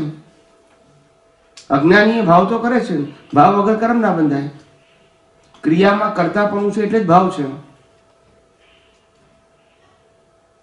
ભાવ બધાને હોય, ભાવ વગર કર્મ ના બંધાય કોઈને, જ્ઞાની હોય કે અજ્ઞાની હોય. તો બીજો પ્રશ્ન પછી આવે કે ભાવ કેવા હોવા જોઈએ? પહેલો સિદ્ધાંત સમજાયો કે ભાવને પુરુષાર્થ કહેવાય અને ક્રિયાને પરિણામ કહેવાય. આ સિદ્ધાંત જીવ માત્રને લાગુ પડે, ખાલી મહાત્માઓને નહીં. બરાબર. જીવ માત્રને લાગુ પડે. ખબર ખ્યાલ આવે છે? હું સનાતન સિદ્ધાંતની વાત કરું છું. હું મહાત્મા નોન મહાત્માની વાત નથી કરતો. જેને કુદરતનો કાનૂન કહું છું. શું કહું છું? કુદરતનો કાનૂન. હવે કોઈ વ્યક્તિ કે ભાવને પુરુષાર્થ કહેવાય, ક્રિયાને પરિણામ કહેવાય, અમને સમજી ગયા, પણ અમારે મોક્ષે જવું છે, કારણ કે ભાવ તો બધા માટે કોમન વસ્તુ થઈ ગઈ, તો અમારે મોક્ષે જવું હોય તો કેવો ભાવ? એ પાછા અપગ્રેડની વાત આવી. ના સમજાયું? અજ્ઞાની જે ભાવ કરે એ અમારે કરવા, તો પાછું ભાવમાં પાછું આપણે જોઈશે ને કે મારે ક્યાં જવું છે, એને અનુભાવ હોવા જોઈએ. એટલે આપણે કીધું ભાવ કેવા હોય છે? મોક્ષ માર્ગ માટે લાયક. અને આ આખું વિજ્ઞાન ટોપ ટુ બોટમ સુધી એક્ઝેક્ટ ફોર્મમાં વ્યક્ત થયું છે. કયા ફોર્મમાં? ગમે ત્યાંથી ટેલી થઈ જાય. શું થઈ જાય? એટલે છેક ભાવને પુરુષાર્થ કહેવાય અને પછી ભાવ કેવો હોવો જોઈએ એ જવાબ આપી દીધેલો છે. પાછો આપણે સંસારી ભાવ નથી કરવાના કે જેના આધારે પુણ્ય બંધાય. સમજાય છે? એ ભાવ આપણને ના હોય. આપણું કામ આપણી અજ્ઞાનતા નીકળે અને મોક્ષ માર્ગે આગળ વધીએ એવા ભાવ હોવા જોઈએ. આ મન વચન કાયને શું ગમે છે એવા ભાવ હોવા જોઈએ નહીં. પણ અત્યારે આપણને એવા જ ભાવ હોય ને કે મોક્ષ માર્ગમાં કેમ આગળ વધીએ, બસ એ જ આપણે કરતા હોય છે ભાવ. એટલા માટે જ કીધું છે કે આપણો ભાવ મોક્ષ માર્ગ માટે હોય, પણ આપણું આખો આશય ક્રિયા ઉપર છે. શેના ઉપર છે? ક્રિયા ઉપર. એટલે પછી આપણું આ વિજ્ઞાન પછી દ્રષ્ટિમાં કામ કરે નહીં, કારણ કે તમારો આધાર જ ક્રિયા છે. એટલે મેં ગઈકાલે કીધેલું કે કોઈ પણ વ્યક્તિને તમે હેલ્પ કરો કરતા ભાવે તો તમને પુણ્ય બંધાય. ફેરથી કહું છું, કોઈ પણ વ્યક્તિને તમે હેલ્પ કરો પણ કરતા ભાવે કરો તો પુણ્ય બંધાય. ખાલી હેલ્પ કરો અને કરતા ભાવ ના હોય તો પુણ્ય ના બંધાય. તો મુક્તિ મળે. શું મળે? મુક્તિ. ના સમજાયું? સમજાવું. તમે કોઈને હેલ્પ કરી અકર્તા ભાવે કરી તો મોક્ષ છે, કરતા ભાવે કરી તો પુણ્ય છે. સમજાય છે? ના સમજાયું? ના ના, એ તો સમજાય છે. હવે મેં કોઈને હેલ્પ કરી અને મારું આ પાસે વ્યવહાર સત્યનું જ્ઞાન છે કે કોઈને હેલ્પ કરવી જોઈએ. હવે મેં હેલ્પ કરી એ કરતા ભાવે કરી તો મને પુણ્ય બંધાશે. પણ પુણ્ય એટલા માટે બંધાશે કારણ કે અજ્ઞાન જીવતું છે. શું જીવતું છે? અજ્ઞાન. હવે એર કન્ડિશનરને ઠંડક આપે તો એને પુણ્ય ના બંધાય. કેમ ના બંધાય? એ જળ છે. એને અજ્ઞાન નથી ને. અજ્ઞાન ને જ્ઞાન બંને ચેતન હોય તો હોય, જડ ને અજ્ઞાને ના હોય ને જ્ઞાને ના હોય. સમજાય છે? હા. એટલે હવે આપણે પુણ્ય બંધાય છે આપણને કારણ કે અજ્ઞાન છે. હવે આપણે એમાંથી અપગ્રેડ થવું છે. શું થવું છે? કે પુણ્ય નથી જોઈતો ભગવાન, મને મોક્ષ માર્ગ માટે લાયક અને સહાયક સંજોગ જોઈએ. જે કંઈ પુણ્ય હોય પણ મને ફળ શું જોઈએ? સંસારને લાયક અને સહાયક નહીં, મન વચન કાયાને લાયક અને સહાયક નહીં, મોક્ષ માર્ગ માટે લાયક. અને આવા ભાવ કરો તો જ તમને બીજા અવતારમાં અનુભવી જ્ઞાની મળે. સમજાય છે? સમજાય છે. નહીતર પછી આપણે ભાવ કર્યા હોય કે મને ખાવા પીવાનું રહેવાનું બંગલા ગાડી મોટર બધું જ મળે અને છેલ્લે પછી ભાવ કર્યો કે જ્ઞાની પુરુષ મળે, તો આપણી બધી પુણ્ય 95% પેલામાં ખર્ચી ગઈ ભૌતિક વસ્તુમાં. હવે 5% બાકી રહ્યા જ્ઞાની પુરુષ મળે એના માટે. કેટલા? પછી આપણને દોરા લીંબુ ધાગાવાળા જ મળે. આપણને દોરા ધાગા લીંબુનું મરચાવાળા જ મળે કારણ કે પુણ્ય જ 5% છે આપણું. ના સમજાયું? તમારી પાસે બેલેન્સ હોય તો તમે વાપરી શકો ને. એવું એટલે હમણાં હું લાસ્ટ વીક કોઈને કહેતી હતી કે સે ફોર એક્ઝામ્પલ બોનસ આપે બોસ, તો મને એમ થાય કે ઓ મારું પુણ્ય આમાં ખર્ચાઈ ગયું, મને મારું પુણ્ય લાઈક મોક્ષ માર્ગ માટે ને ગુડ હેલ્થ મને એ જ જોઈ. પણ અત્યારે તો બધું છે લખાઈ ગયું છે, લખાઈ જ ગયું છે. પણ મે બી ફોર નેક્સ્ટ આવતા ભાવ માટે થઈને કદાચ આઈ હોપ, કારણ કે મને એમ થાય કે ના પૈસા મારે નથી જોતા, એમાં પુણ્ય વપરાઈ જાય છે બોનસમાં. એ કરતા નથી જોઈતા કે જોઈએ છે એવું જરૂર નથી. આપણે જે કંઈ આવે છે અથવા જાય છે એ બે ઉદય કર્મ છે. હા, એટલે એમાં આપણી પુણ્ય વપરાઈ જશે એવું બધું નહીં માનવાનું. આ બધી ભ્રાંતિ છે બધી. જ્ઞાની પુરુષ દાદા ભગવાન બોલ્યા શું અને આ બધા સમજ્યા શું, બધાને ભ્રાંતિ થઈ ગઈ છે. આખું વિજ્ઞાન જ આખું ભ્રાંતિમાં ખલાસ થઈ ગયું. અજ્ઞાનના ગુણાકાર. શેના ગુણાકાર? તો શું થાય પછી?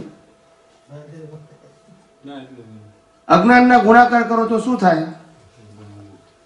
ભ્રાંતિ ઉત્પન્ન થાય ને. હા, પણ એ તો અમે એમ જ સમજીએ છીએ ને કે પાપ પુણ્ય હવે ન બંધાય ને પછી ભલે આપણે તન્મયાકાર થઈ જાય પણ એ તો એ આપણે છૂટા પડી જ ગયા છે એટલે એ લાગે આપણે ભેગા થઈ ગયા પણ ના, હવે એક વખત શુદ્ધાત્મામાં બેસી ગયા પછી હવે ભેગા ન થાય એ આપણને લાગે એવું બધું છે ને હજી અમને સમજણમાં. એટલે સમજણની વાત બરાબર છે, પણ જ્યાં સુધી આપણી આ ભ્રાંતિ તૂટશે નહીં ને ત્યાં સુધી એ સમજણ આપણી દ્વિધાવાળી જ રહેવાની. કેવી રહેવાની? જ્ઞાની પુરુષે આપેલું જ્ઞાન ને આપણે અનુભવેલું જ્ઞાન એની વચ્ચે જમીન આસમાનનો ફેર છે. શું કીધું? જમીન આસમાનનો ફેર. મહાવીર મળ્યા આપણને અને મહાવીરે આ જ જ્ઞાન આપ્યું હતું.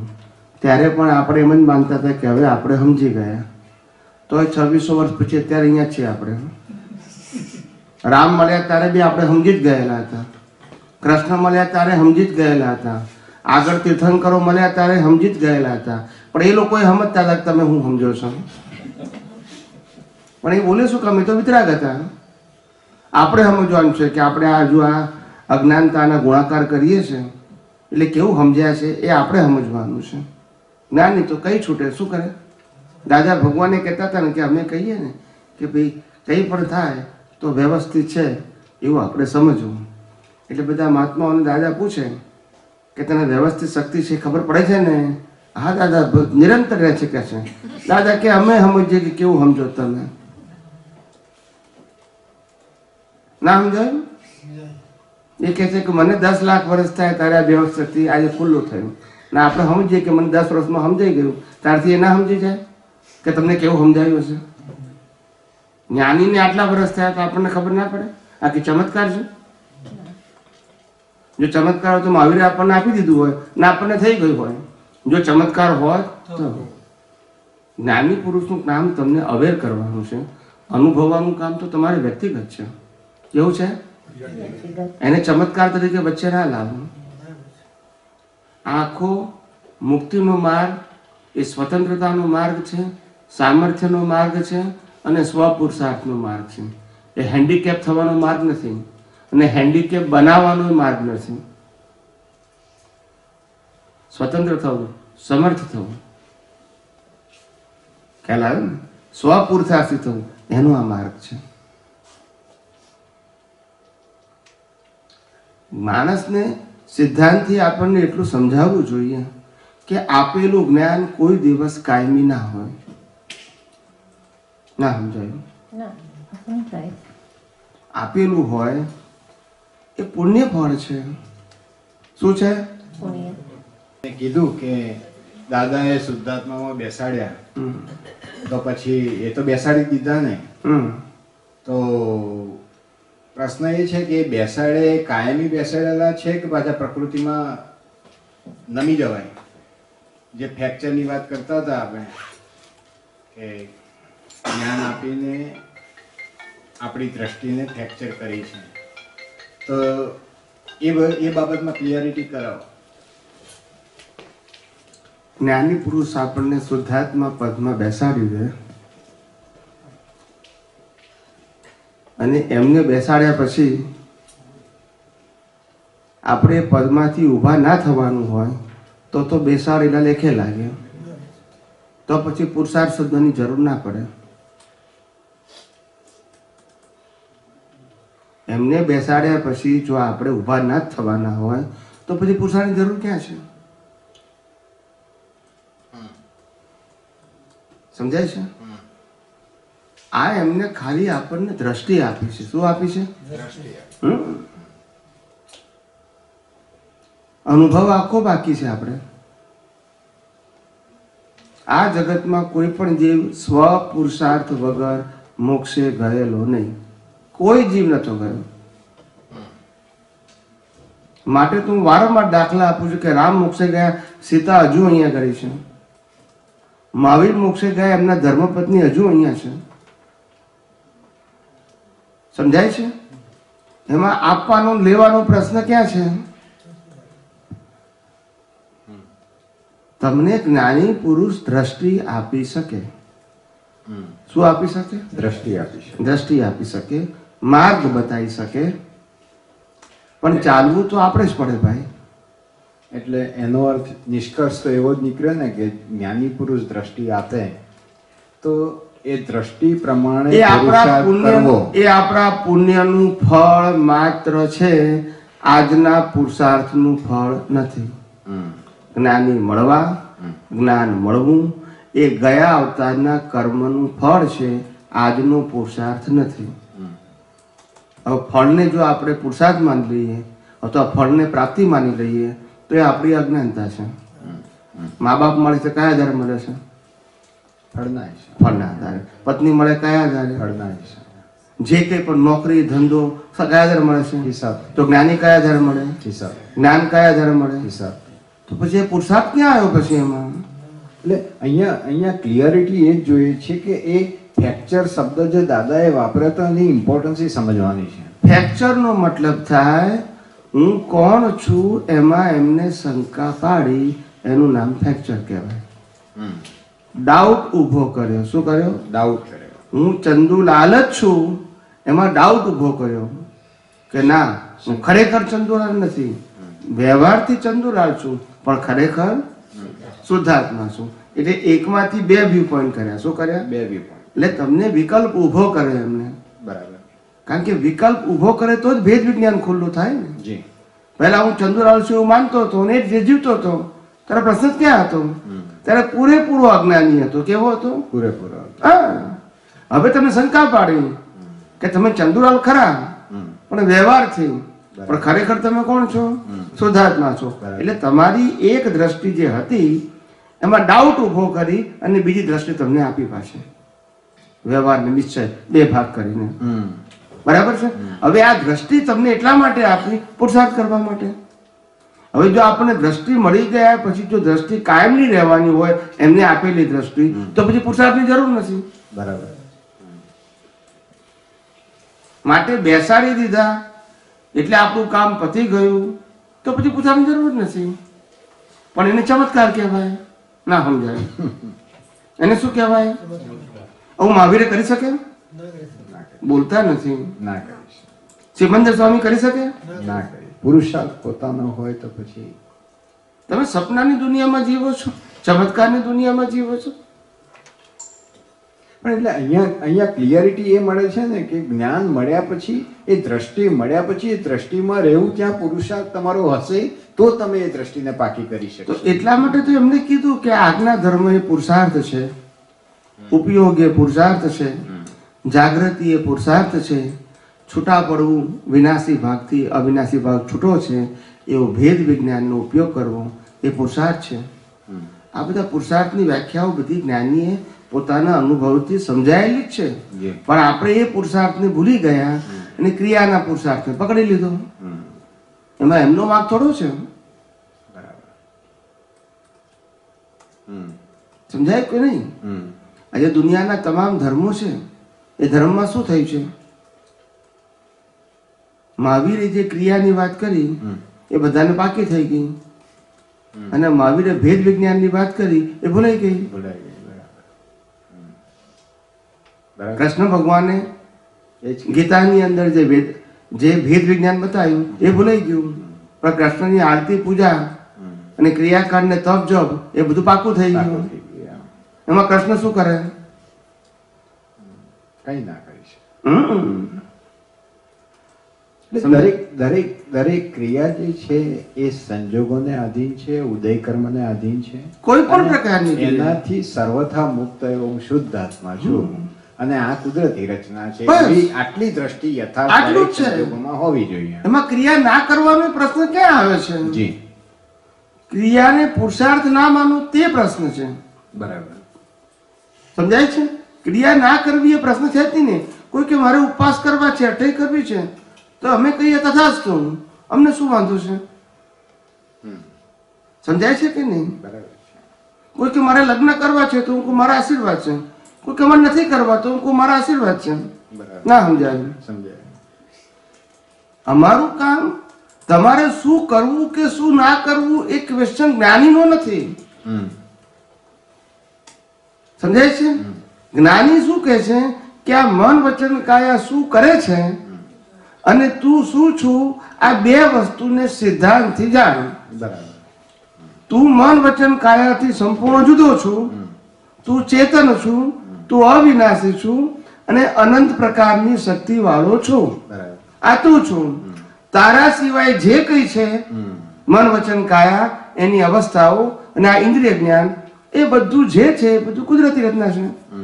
કાનથી સંભળાય એ કુદરતી રચના, આંખથી દેખાય એ કુદરતી રચના, નાકથી સૂંઘો છો કુદરતી રચના, ખાઓ છો બોલો છો કુદરતી રચના, ક્રિયા કરો છો તે કુદરતી રચના. સમજાય છે? આ બધું કુદરતી રચના છે. એક જ કોલમ છે. કયું કોલમ છે? હવે એક કોલમમાં તમે ભાગ પાડશો પછી વિકલ્પો ઉભા થશે. પછી કરતા પણ ઊભું થશે.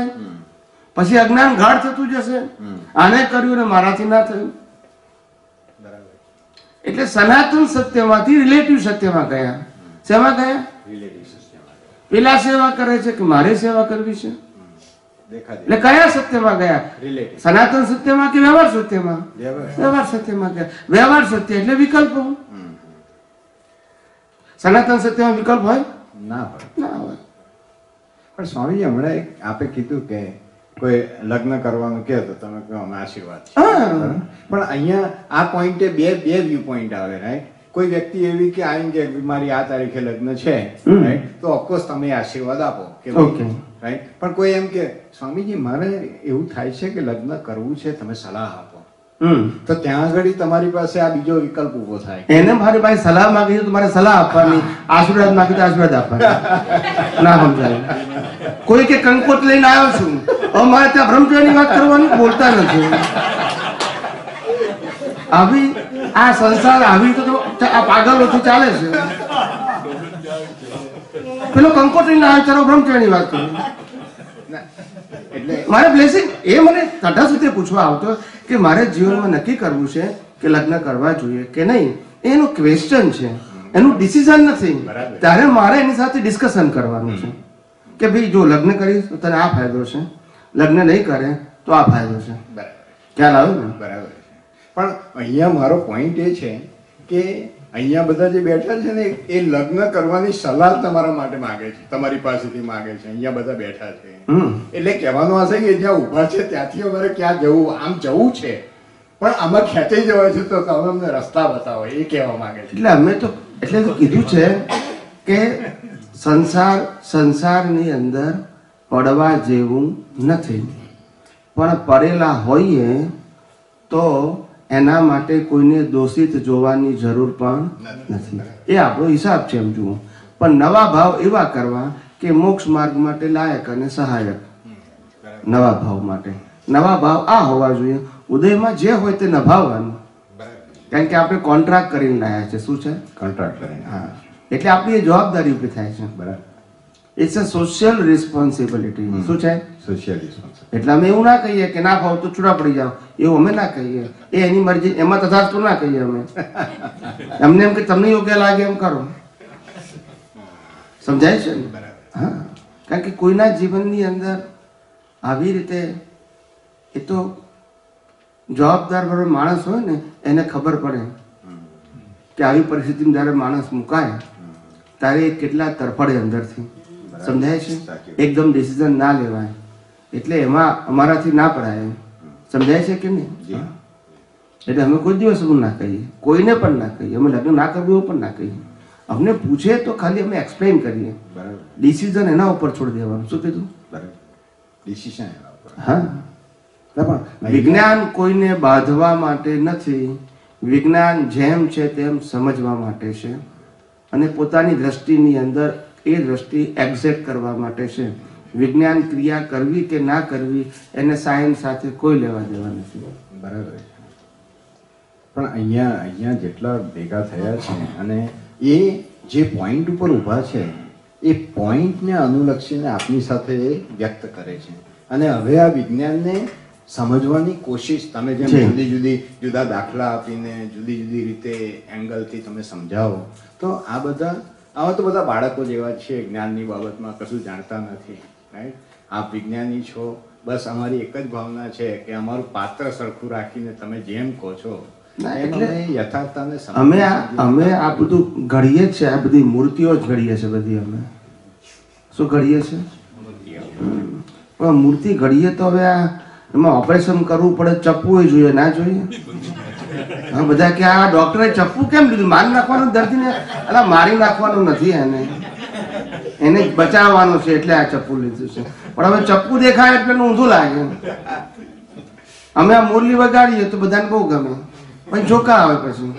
પણ અમે ઝાટક કરીએ એટલે કોઈ ઝોકો આવતો તે ઉડી જાય પછી. તો અમારું કામ ઉગાડવાનું છે કે જગાડવાનું? દાદા કહેતા ને પેલો કોર્ટનો દાખલો આપતા દાદા કે આ કોર્ટ છે ને 2600 વર્ષથી, એટલે આ તો એક એક્ઝામ્પલ. આજે 10 વર્ષથી કોર્ટ ભરવ્યો હોય ને તો એના પર છેરંટો એટલો બધો થઈ ગયો તો અમે કહે છે આ લાકડી લઈને ઝાપટીએ છે કે કોઈ જાગો, હવે આ મહાવીરનું શાસન ફરી આવ્યું છે આ કળિયુગમાં, તમારું કામ કાઢી લો. એટલે તમે એ જ કામ કરો છો. એ કોટની વાત કરે છે એટલે આ મનવચન કાયારૂપી કોટ સાહેબ એ 2600 વર્ષથી મહાવીર ગયા પછી એનું એજ કોઈ ઝાટકનારો જ નથી ભેગો થયો. બધા હંકોર હંકોર કર કરે, જેટલા આયા એટલે કે આમ તો કે કરો, આમ તો કે કરો, આમ તો કે કરો. જેની પાસે ગયા એ બધાએ કરવાનું શીખવાડ્યું. શું શીખવાડ્યું? હવે આ 2600 વર્ષથી આ કોટ ઉપર આટલા બધા કરવા કરતાપણાના શું પડી ગયા છે? આવરણો આવી ગયા છે. હવે શું કરીએ? તો અમને આ કાઢતા કાઢતા દમ નીકળી જાય છે. એટલે ગઈકાલના શબ્દો અમને યાદ આવે છે. આપ કહો છો કે 2600 વર્ષ પૂર્વે મહાવીર ભગવાનની હાજરીમાં વિજ્ઞાન યથાર્થ ખુલ્લું થયું હતું. ફૂલ ફોર્મમાં. Full form. કાલ શું બોલ્યા તમે? એ ફૂલ ફોર્મમાં ખુલ્લું થયું હતું હા. અને અત્યારે 2600 વર્ષ પછી અત્યારે ફૂલ ફોર્મમાં ખુલ્લું થયું. ખુલ્લું થઈ રહ્યું છે. વિજ્ઞાન તો સમયે સમયે ખુલ્લું થયું, ફૂલ ફોર્મમાં ના થયું. કારણ કે સામે શું હતું? ડિમાન્ડ નથી. શું નથી? ડિમાન્ડ નથી. તો સપ્લાય કેવી રીતે થાય? એટલે સપ્લાય મારી પાસે માલ હોય પણ તમારે જોઈએ જ નહીં તો કઈ આપું? ના, ખરેખર આ 2600 વર્ષ પછીનું જે વિજ્ઞાન છે, આશા રાખીએ કે અમે જેમ છે એમ આ વિજ્ઞાનને સમજીએ અને સમજ કઈ કરી. જ્ઞાની પુરુષે અને કબીરાશ્રીએ પણ લખ્યું છે, સમજી શકે વિજ્ઞાન તેવા લોક પડ્યા કામમાં. જે લોકો સમજી શકતા હતા એ બધા કામમાં પડી ગયા પૈસા કમાવાના. અને જે અમને ભેગા થયા એ કેવા ભેગા થયા? ફૂટી બધા મન ઉપજે પૂદગલ વિષય મૂળ વિભ્રાંતના. આ 5 ઇન્દ્રિયોના વિષયોમાં ડૂબેલા એ અમને ભેગા થયા. હવે એને કઈ તો વિજ્ઞાન કહીએ? સમજાય છે? એટલે એમની પરિસ્થિતિ એવી હતી કે શરૂઆતમાં તો વિજ્ઞાનની વાતો કરતા હતા દાદાજી, પણ બધા કહે છે કે તાવડા અને તગારા અને પાવડા મૂકીને જતા રહ્યા છે. એટલે અમે સમજી ગયા કે હા એને લાયક નથી. ત્યાર પછી 10 વર્ષ પછી એક બધી રિચ્યુઅલ્સ ધીમે ધીમે બધાને આપી, કારણ કે ખ્યાલ આવી ગયો કે આ લોકો વિજ્ઞાન માટે લાયક નથી. પણ આ અને વિજ્ઞાન માટે લાસ્ટ યર ઓફ દાદા ભગવાન 1987માં એ અનેક વખત બોલ્યા છેલ્લા વર્ષમાં કે અમારી વાળની ટોચ જેટલું સાયન્સ બહાર પડ્યું નથી. અંદર તો હતું, બહાર ના પડ્યું, કારણ કે પૂછનાર જ ના ભેગો થયો. પણ જ્યારે આપણે વિજ્ઞાન શબ્દની વાત કરીએ છીએ તો વિજ્ઞાન શબ્દ ઇટસેલ્ફ એટલો બધો પાવરફુલ છે. એઝ ફાર એઝ જે લોકો વિજ્ઞાનને સમજવાની કોશિશ કરી રહ્યા છે, એ વિજ્ઞાન ઇટસેલ્ફ જો યથાર્થ સમજાય તો આ બધું ગૌણ થઈ જાય છે પછી ત્યાં આગળ. પણ એને યથાર્થ સમજાવનારા સંજોગો ભેગા થવા જોઈએ અને એનું મહત્વ સમજી લેવું જોઈએ. બરાબર છે, રાઈટ? બાકી વિજ્ઞાનમાં એટલી બધી શક્તિ છે, કારણ કે એક ને એક બે થાય એવી જ્યારે યથાર્થતા ઊભી થાય ત્યારે દરેકને એ દ્રષ્ટિમાં આવી જાય છે. વિજ્ઞાન એટલે શું કે તમને જાતે જ પ્રયોગ કરવાથી અનુભવ સ્વયં થશે. તમને જાતે થશે, સ્વયં ક્રિયાકારી. પણ વિજ્ઞાન સમજાય પછી તે પહેલા ક્રિયાકારી ના હોય. ખ્યાલ આવે? તે પહેલા ક્રિયામાં ક્રિયાકારી હોય. એટલે ક્રિયામાં કરતા પણ હોય એ રીતે ક્રિયાકારી હોય. એટલે આ તો જેની પુણ્ય હશે એને આ વિજ્ઞાન પ્રાપ્ત થશે, યથાર્થ સમજાશે. બાકી તો લૌકિક લોકોને તો આ વિજ્ઞાન કામનું નથી. એ જે કરે છે એ બરાબર છે. દાદા ભગવાન કહેતા હતા કોઈને હલાવવાની જરૂર નથી. આપણું કામ કોઈને હલાવવાનું નથી. આપણું કામ જિજ્ઞાસુને જેમ છે તેમ સમજાવવાનું છે. શું છે? જિજ્ઞાસુને સમજાવવાનું છે. પણ કોઈ એમ કે ભાઈ હું જે સમજુ છું એ બરાબર છે તો એને હલાવવાની જરૂર નથી. સમજાય છે કે નહીં? એટલે અમે એને કહીએ કે ભાઈ તું જ્યાં છે ત્યાં બરાબર છું. શું કીધું? જ્યાં છું ત્યાં બરાબર છું. કઈ હલાવવાની જરૂર નથી ભાઈ. કારણ કે જ્ઞાનીઓને ક્યારે સંખ્યાની પડી જ ના હોય ને સાહેબ. શેની પડી ના હોય? ને સંખ્યાની પડી હોય એને જ્ઞાની જ ના કહેવાય. શું ના કહેવાય? હા, સંખ્યાની કોને પડી હોય કે if I want to sell my product, તો ત્યાં સંખ્યાનો પ્રશ્ન આવે, ત્યાં ક્વોન્ટિટીનો પ્રશ્ન આવે. હું મારી પ્રોડક્ટને શેર કરું છું, સેલ નથી કરતો, પછી ક્વોલિટીનો પ્રશ્ન આવે છે. કે how many people they have interest in a spiritual science, એટલાને આ ભેગું થાય And with no expectation. With no expectation, એટલે તેનો શેર કહેવાય, શેર ના કહેવાય. એટલે આવું છે અમારું જીવન આખું. આ લઈને આવ્યા છીએ તે આખું જીવન કેમ કરીને જિજ્ઞાસુ મુમુક્ષુ લોકો, મહાત્માઓ આ વિજ્ઞાન પામે, આ અમારો ભાવ છે. શું છે? ભાવ. હા, અહીંયા ઘડી ગુરુ શિષ્ય નથી. શું નથી? ગુરુ શિષ્ય. હા, સમજાય છે? એટલે ગુરુ શિષ્ય ના હોય એટલે તમે મુક્ત અને અમે પણ મુક્ત. સ્વામીજી, તમે જે વાત કરો છો ને એ તો ઓબ્વિયસલી એકદમ હાઈ લેવલ છે, પણ આજે અમે ગમે ત્યાં જાય તો એ બધી જગ્યાએ જે અમારે રીતે બધી ક્રિયામાં જ એવા હોય કે એટલે એમાંથી એસ્કેપ થવું પણ ઘણીવાર અઘરું પડે છે. અને બીજું એટલે એનું પણ તમે ચોખવટ કરજો. અને બીજું એ પૂછવું હતું કે આપણે એમ કહીએ છીએ કે 2600 વર્ષ પહેલા મહાવીર દ્વારા 2600 વર્ષ પહેલા મહાવીર દ્વારા જે જ્ઞાન પડ્યું એ આ જ હતું. વિજ્ઞાન. આ વિતરાગ વિજ્ઞાન. તો પછી આટલી ક્રિયાઓ એ બધું કેવી રીતે અંદર ઘૂસી ગયું છે કે જે જગ્યાએ જાય અહીંયા આ કરો આ જ કરવાની વાત હોય. છેલ્લે જે લોકો ના કરવાનું કહેતા હોય ને એ કે આ જન્મ જયંતિ ઉજવવાની છે કે આવું એમાં આ કરો એની માટે આ તૈયારી કરો, એ રીતે કરો. એટલે કીધું ને આપણે કે એ ધર્મ છે. ધર્મ કહેવાય. શું કહેવાય ને?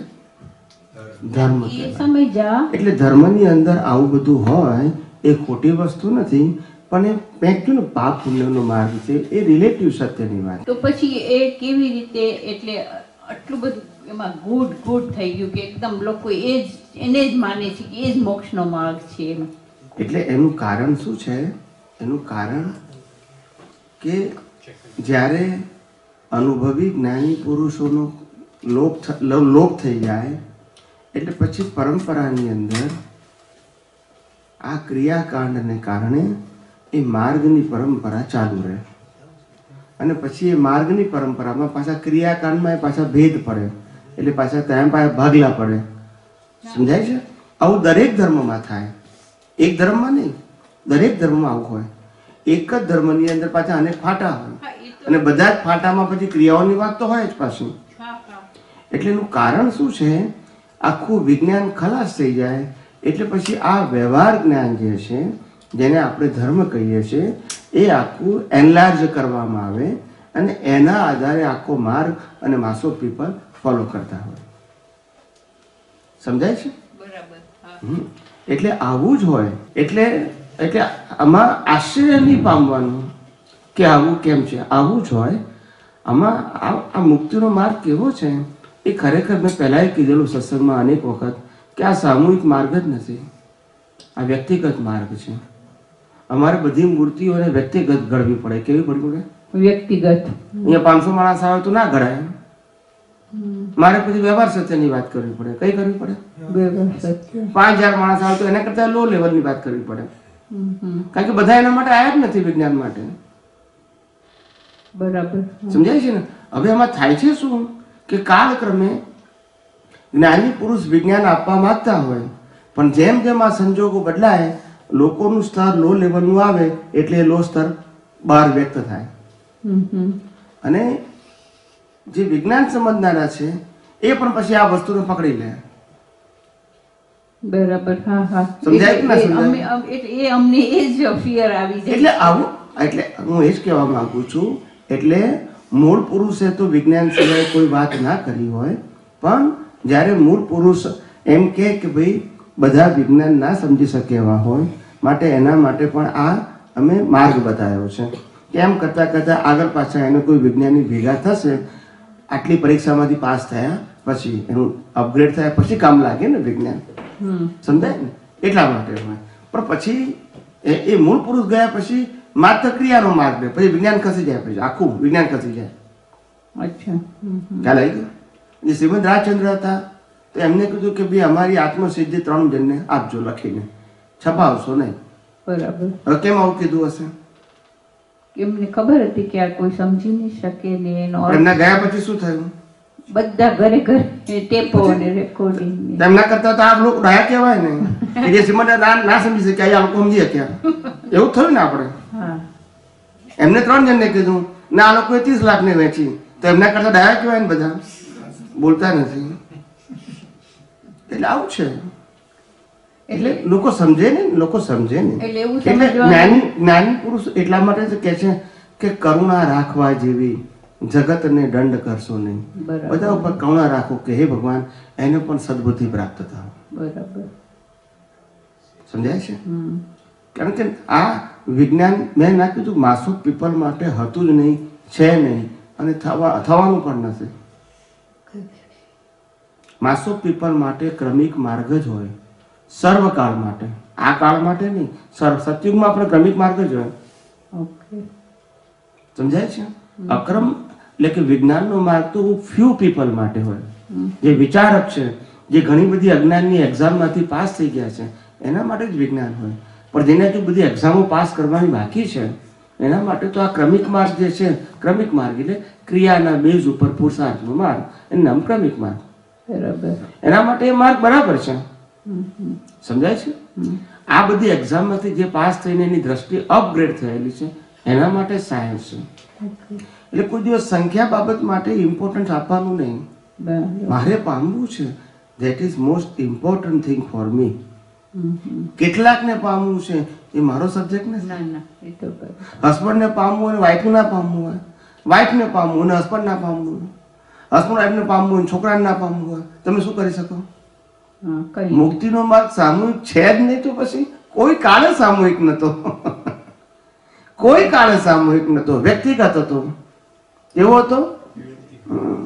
ગઈકાલ તમે એકદમ સરસ વાત કરી જે અમે ખ્યાલ બહાર નહોતો હતું જ નહીં કે મહાવિદ્ય ક્ષેત્રમાં સિમંદર સ્વામીને જાણે બધા જ ઓળખે પણ તમે કીધું 1% ના, આ બધું બીજા બધા ક્રિયામાં જ હશે ને એક મેજિક છે કહું છું ને. બધી વાતો બધી મેજિક થી પ્રેઝન્ટ થયેલી છે. કેવી થઈ છે? સત્ય પ્રેઝન્ટ નથી થયું. મેજિક ખ્યાલ આવે છે ને, ચમત્કારિક વાતો કેવી. મહાવિદ્ય ક્ષેત્ર ઇઝ અ પ્લેસ લાઈક આ ભરત ક્ષેત્ર. હા try to understand the science. મહાવિદ્ય ક્ષેત્ર એટલે ખાલી મૂછો જોવા મળે છે એવું નહીં માનવાનું. It's a planet, it's a place to live the so many peoples and animals to like a here. આના કરતા 5 ગણું મોટું પાછું 32 ટાઈમ્સ. 5 ગણું નહીં. આ બધું એક ભરત ક્ષેત્ર કરતા 32 ગણું મોટું એક મહાવિદ્ય ક્ષેત્ર છે. 32 ટાઈમ્સ એવા 5 છે. અને માટે જ 32 ગણું મોટું છે. માટે જ એટ એ ટાઈમ એક મહાવિદ્ય ક્ષેત્રમાં 32 તીર્થંકરો હોય. ઉત્કૃષ્ટ. શું કીધું? એક મહાવિદ્ય ક્ષેત્રમાં ઉત્કૃષ્ટ 32 તીર્થંકરો હોય. અત્યારે 4 છે, એમાં વધારે કેટલા હોય? 32 અને બધાના ઝોન જુદા હોય, એકબીજા ભેગા જ ના થાય. આખી લાઈફ એટલે કેટલું મોટું ક્ષેત્ર હશે તમને સમજાવવા માટે ખાલી કહું છું. આપણે કે મેજરમેન્ટ નથી કરવાનું, ટ્રાય ટુ અન્ડરસ્ટેન્ડ એમ. સમજાય છે? એટલે 2 તીર્થંકરો 32 હોય એક જ પ્લેનેટ ઉપર, પણ તોય 2 ભેગા ના થાય. એટલે વિચાર કરો કેટલું હ્યુજ પ્લેસ હશે એમ કહું છું. It's not like a small place. Airavat ક્ષેત્રની શું સિચ્યુએશન છે? એ આપણા જેવું છે. એ થોડું ઘણું નાનું મોટું હોય. આપણે જોતું કે માપું નથી કહેવા માંગતા, પણ not like a too much different એમ. એવી રીતે અત્યારે તો સ્વામીજી તો 20 તીર્થંકર છે ને અત્યારે તો. એકમાં 4 અને 5માં થઈને 20. હા બરાબર. પણ ટોટલ બધી હોય શકે એમ. ટોટલ 20. હા 20. હા બરાબર. 20 અત્યારે સદેહે છે. કેવા છે? દેહ સાથે તીર્થંકરના રૂપમાં. સમજાય છે ને? જેમનો લાસ્ટ બર્થ છે. શું છે? અને અલગ અલગ જગ્યાએ પોતાના સંજોગો પ્રમાણે દેશના આપી રહ્યા છે. એમનું આયુષ્ય તો તો જેટલું હોય એટલું પૂરું કરવું પડે બધાને. એમાં તો કોઈ ચાલે નહીં કોઈ. એટલે અમારું કામ જેમ છે તેમ સમજાવવાનું છે. અને આ બધી વાતો સમજશે એવું માનવાનું કોઈ કારણ નથી. સમજાય છે? અમારી વાતો બધા માનવાના છે એવો અમારો દાવો છે જ નહીં. કારણ કે ભૂતકાળમાં પણ સતયુગ હતો ત્યારે મહાવીરની વાતો બધાએ નથી માની, કૃષ્ણની વાતો બધાએ નથી માની જીવતા હતા ત્યારે, અને રામની વાતો પણ રામ જીવતા ત્યારે બધાએ નથી માની. એટલે આ કે નવી વસ્તુ નથી. આ it is a common thing in a society. You can check the past history. હમણાંની વાત કરીએ, સ્વામી વિવેકાનંદ માનનારા કેટલા જીવતા હતા ત્યારે? અત્યારની વાત નથી કરતો હું જીવતાની વાત કરું. કેટલા માન્યા એમને? કેટલા ઓળખી શકતા હતા? એવું એટલે મહાન પુરુષો ના ઓળખાય. એ કઈ નવી વસ્તુ નથી. આ આપણી પરંપરા રહી છે. કારણ કે માણસની સમજણ છે ને એ ચામડાની આંખોથી છે. શેનાથી છે? અને જ્ઞાનીઓની સમજણ બિયોન્ડ ફિઝિકલ વિઝન છે. એ લોકોને કેવી રીતે સમજાય આવે? બિયોન્ડ ફિઝિકલ વિઝન છે. માણસને આંખો છે ને એના આધારે આકાર એટલે કે નામ અને નામની માયા બે નડે છે. શું નડે છે? અને માટે સતયુગમાં પણ લોકો ના ઓળખી શકે. દાદા ભગવાન હમણાં થઈ ગયા, શ્રીમદ રાજચંદ્ર થઈ ગયા, કેટલા ઓળખ્યા તમને? બહુ ઓછા. તો પછી સમજી જાઓ ને.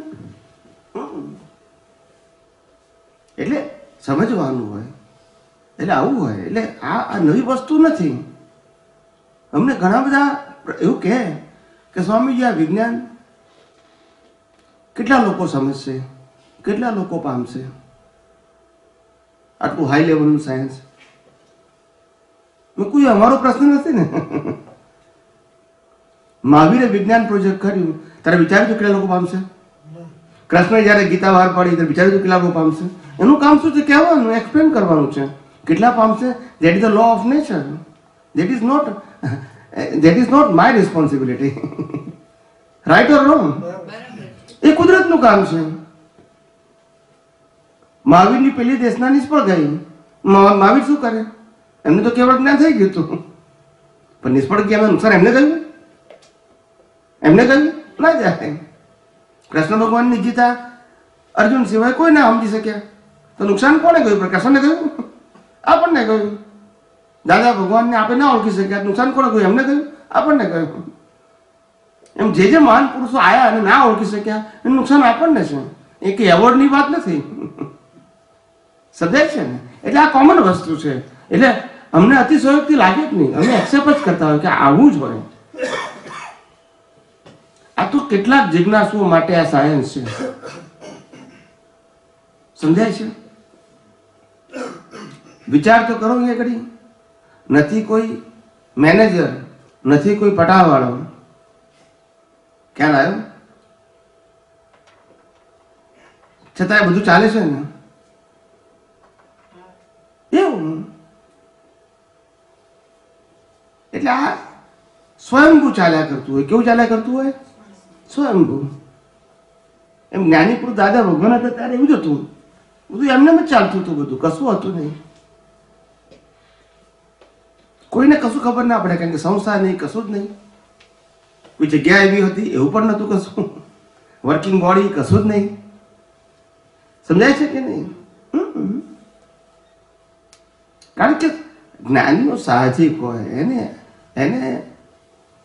એનો એ જ્ઞાનીઓનું મેઇન રીઝન શું હોય કે કરવાથી કંઈ પણ થાય છે ને એ જ્ઞાનીઓ માનતા જ ના હોય. શું કીધું? કરવાથી કંઈ થાય છે એ માનતા જ ના હોય. તો સંજોગ ભેગો થવો જોઈએ. સંજોગ ઉભો કરવાનું કામ અમારું નથી, કુદરતનું છે. માટે જ્ઞાનીઓનું સામર્થ્ય કેટલું છે એ અને એના સંજોગો કેવા છે એને કોઈ લેવા દેવા નથી. રામને કોઈ ઓળખી ના શક્યું પણ તોય મોક્ષે ગયા ને. It is not matter of quality, it is matter of the people they are not lucky to understand him. Right or wrong? એમ રામે ના પામી શક્યા. It is not a fault of Ram. ખ્યાલ આવ્યો શું કહું છું? એ રામનો ફોલ્ટ છે? રામને કોઈ ના ઓળખી શકે રામ શું કરે? કૃષ્ણને કોઈ ના ઓળખી શકે એમાં કૃષ્ણ શું કરે? એમ કોઈ પણ દાદા ભગવાનને કોઈ ના ઓળખી શકે કે શ્રીમદ રાજચંદ્ર ના ઓળખી શકે તો એમાં એ શું કરે? પણ એમનું કામ એ નથી. એમનું કામ આવે એને કન્વિન્સ કરવાનું છે. શું કરવાનું છે? આવે એને શું કરવાનું છે? સમજાવવાનું છે. પણ ના આવે તો શું કરે? કારણ કે એને સંખ્યાની પડી ના આવે ને. તમે સમજ્યા કે ના સમજ્યા?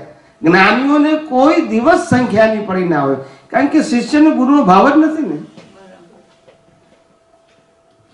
એટલે તો અમે કહીએ છીએ કે અમે પોતે સાયન્ટિસ્ટ છીએ અને તમને સાયન્ટિસ્ટ બનાવવા માટે આવ્યા છે. અમે ગુરુ છીએ અને તમે શિષ્ય છો. ખ્યાલ આવે ને? એટલે અમે ફોલોઅર્સ બનાવવા માટે આવ્યા નથી. એ અમારો કોન્સેપ્ટ જ નથી. કોઈ વ્યક્તિને એમ કે સ્વામીજી હું તમારી સાથે 5 વર્ષ સત્સંગમાં આવ્યો પણ હવે મને નથી લાગતું, મને યોગ્ય લાગતું નથી, મને અહીંયા ગમે છે, તો હું કહું this is your choice, this is not my choice. સમજાય છે કે નહીં? કોઈ વ્યક્તિ 20 વર્ષ સુધી કોઈ જગ્યાએ જોબમાં કામ કરતું હોય અને પછી છોડી દે, એ નવી વસ્તુ છે? સામાન્ય વસ્તુ છે. એમ એને લાગતું હોય, મને ઘણા બધા કહે કે સ્વામીજી પણ તમારે ત્યાં હું 10 વર્ષ આવું અને પછી બીજે જવું તો તમને ખોટું ના લાગે? મેં કીધું મને તો આમાં કંઈ ખોટા લાગવાનું. તમે 40 વર્ષ 50 વર્ષ રામને ભજ્યા, કૃષ્ણ ભજ્યા, મહાવીરને ભજ્યા, બરાબર છે, દાદા ભગવાનમાં આવ્યા તો કોને ખોટું લાગ્યું? બોલતા નથી. Use your common sense, use your common sense. તમે ત્યાંથી અહીંયા આવ્યા કે નહીં તો કોને ખોટું લાગ્યું? શું એક ક્વેશ્ચન છે કઈ હે? It is your choice.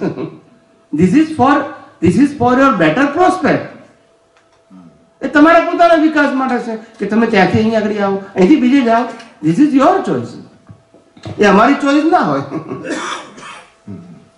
Swamiji, આપણે આજે સાયન્સની વાત કરીએ છીએ વિજ્ઞાન, તો એવું કે છે આ પરમાણુનું સાયન્સ છે, રાઈટ?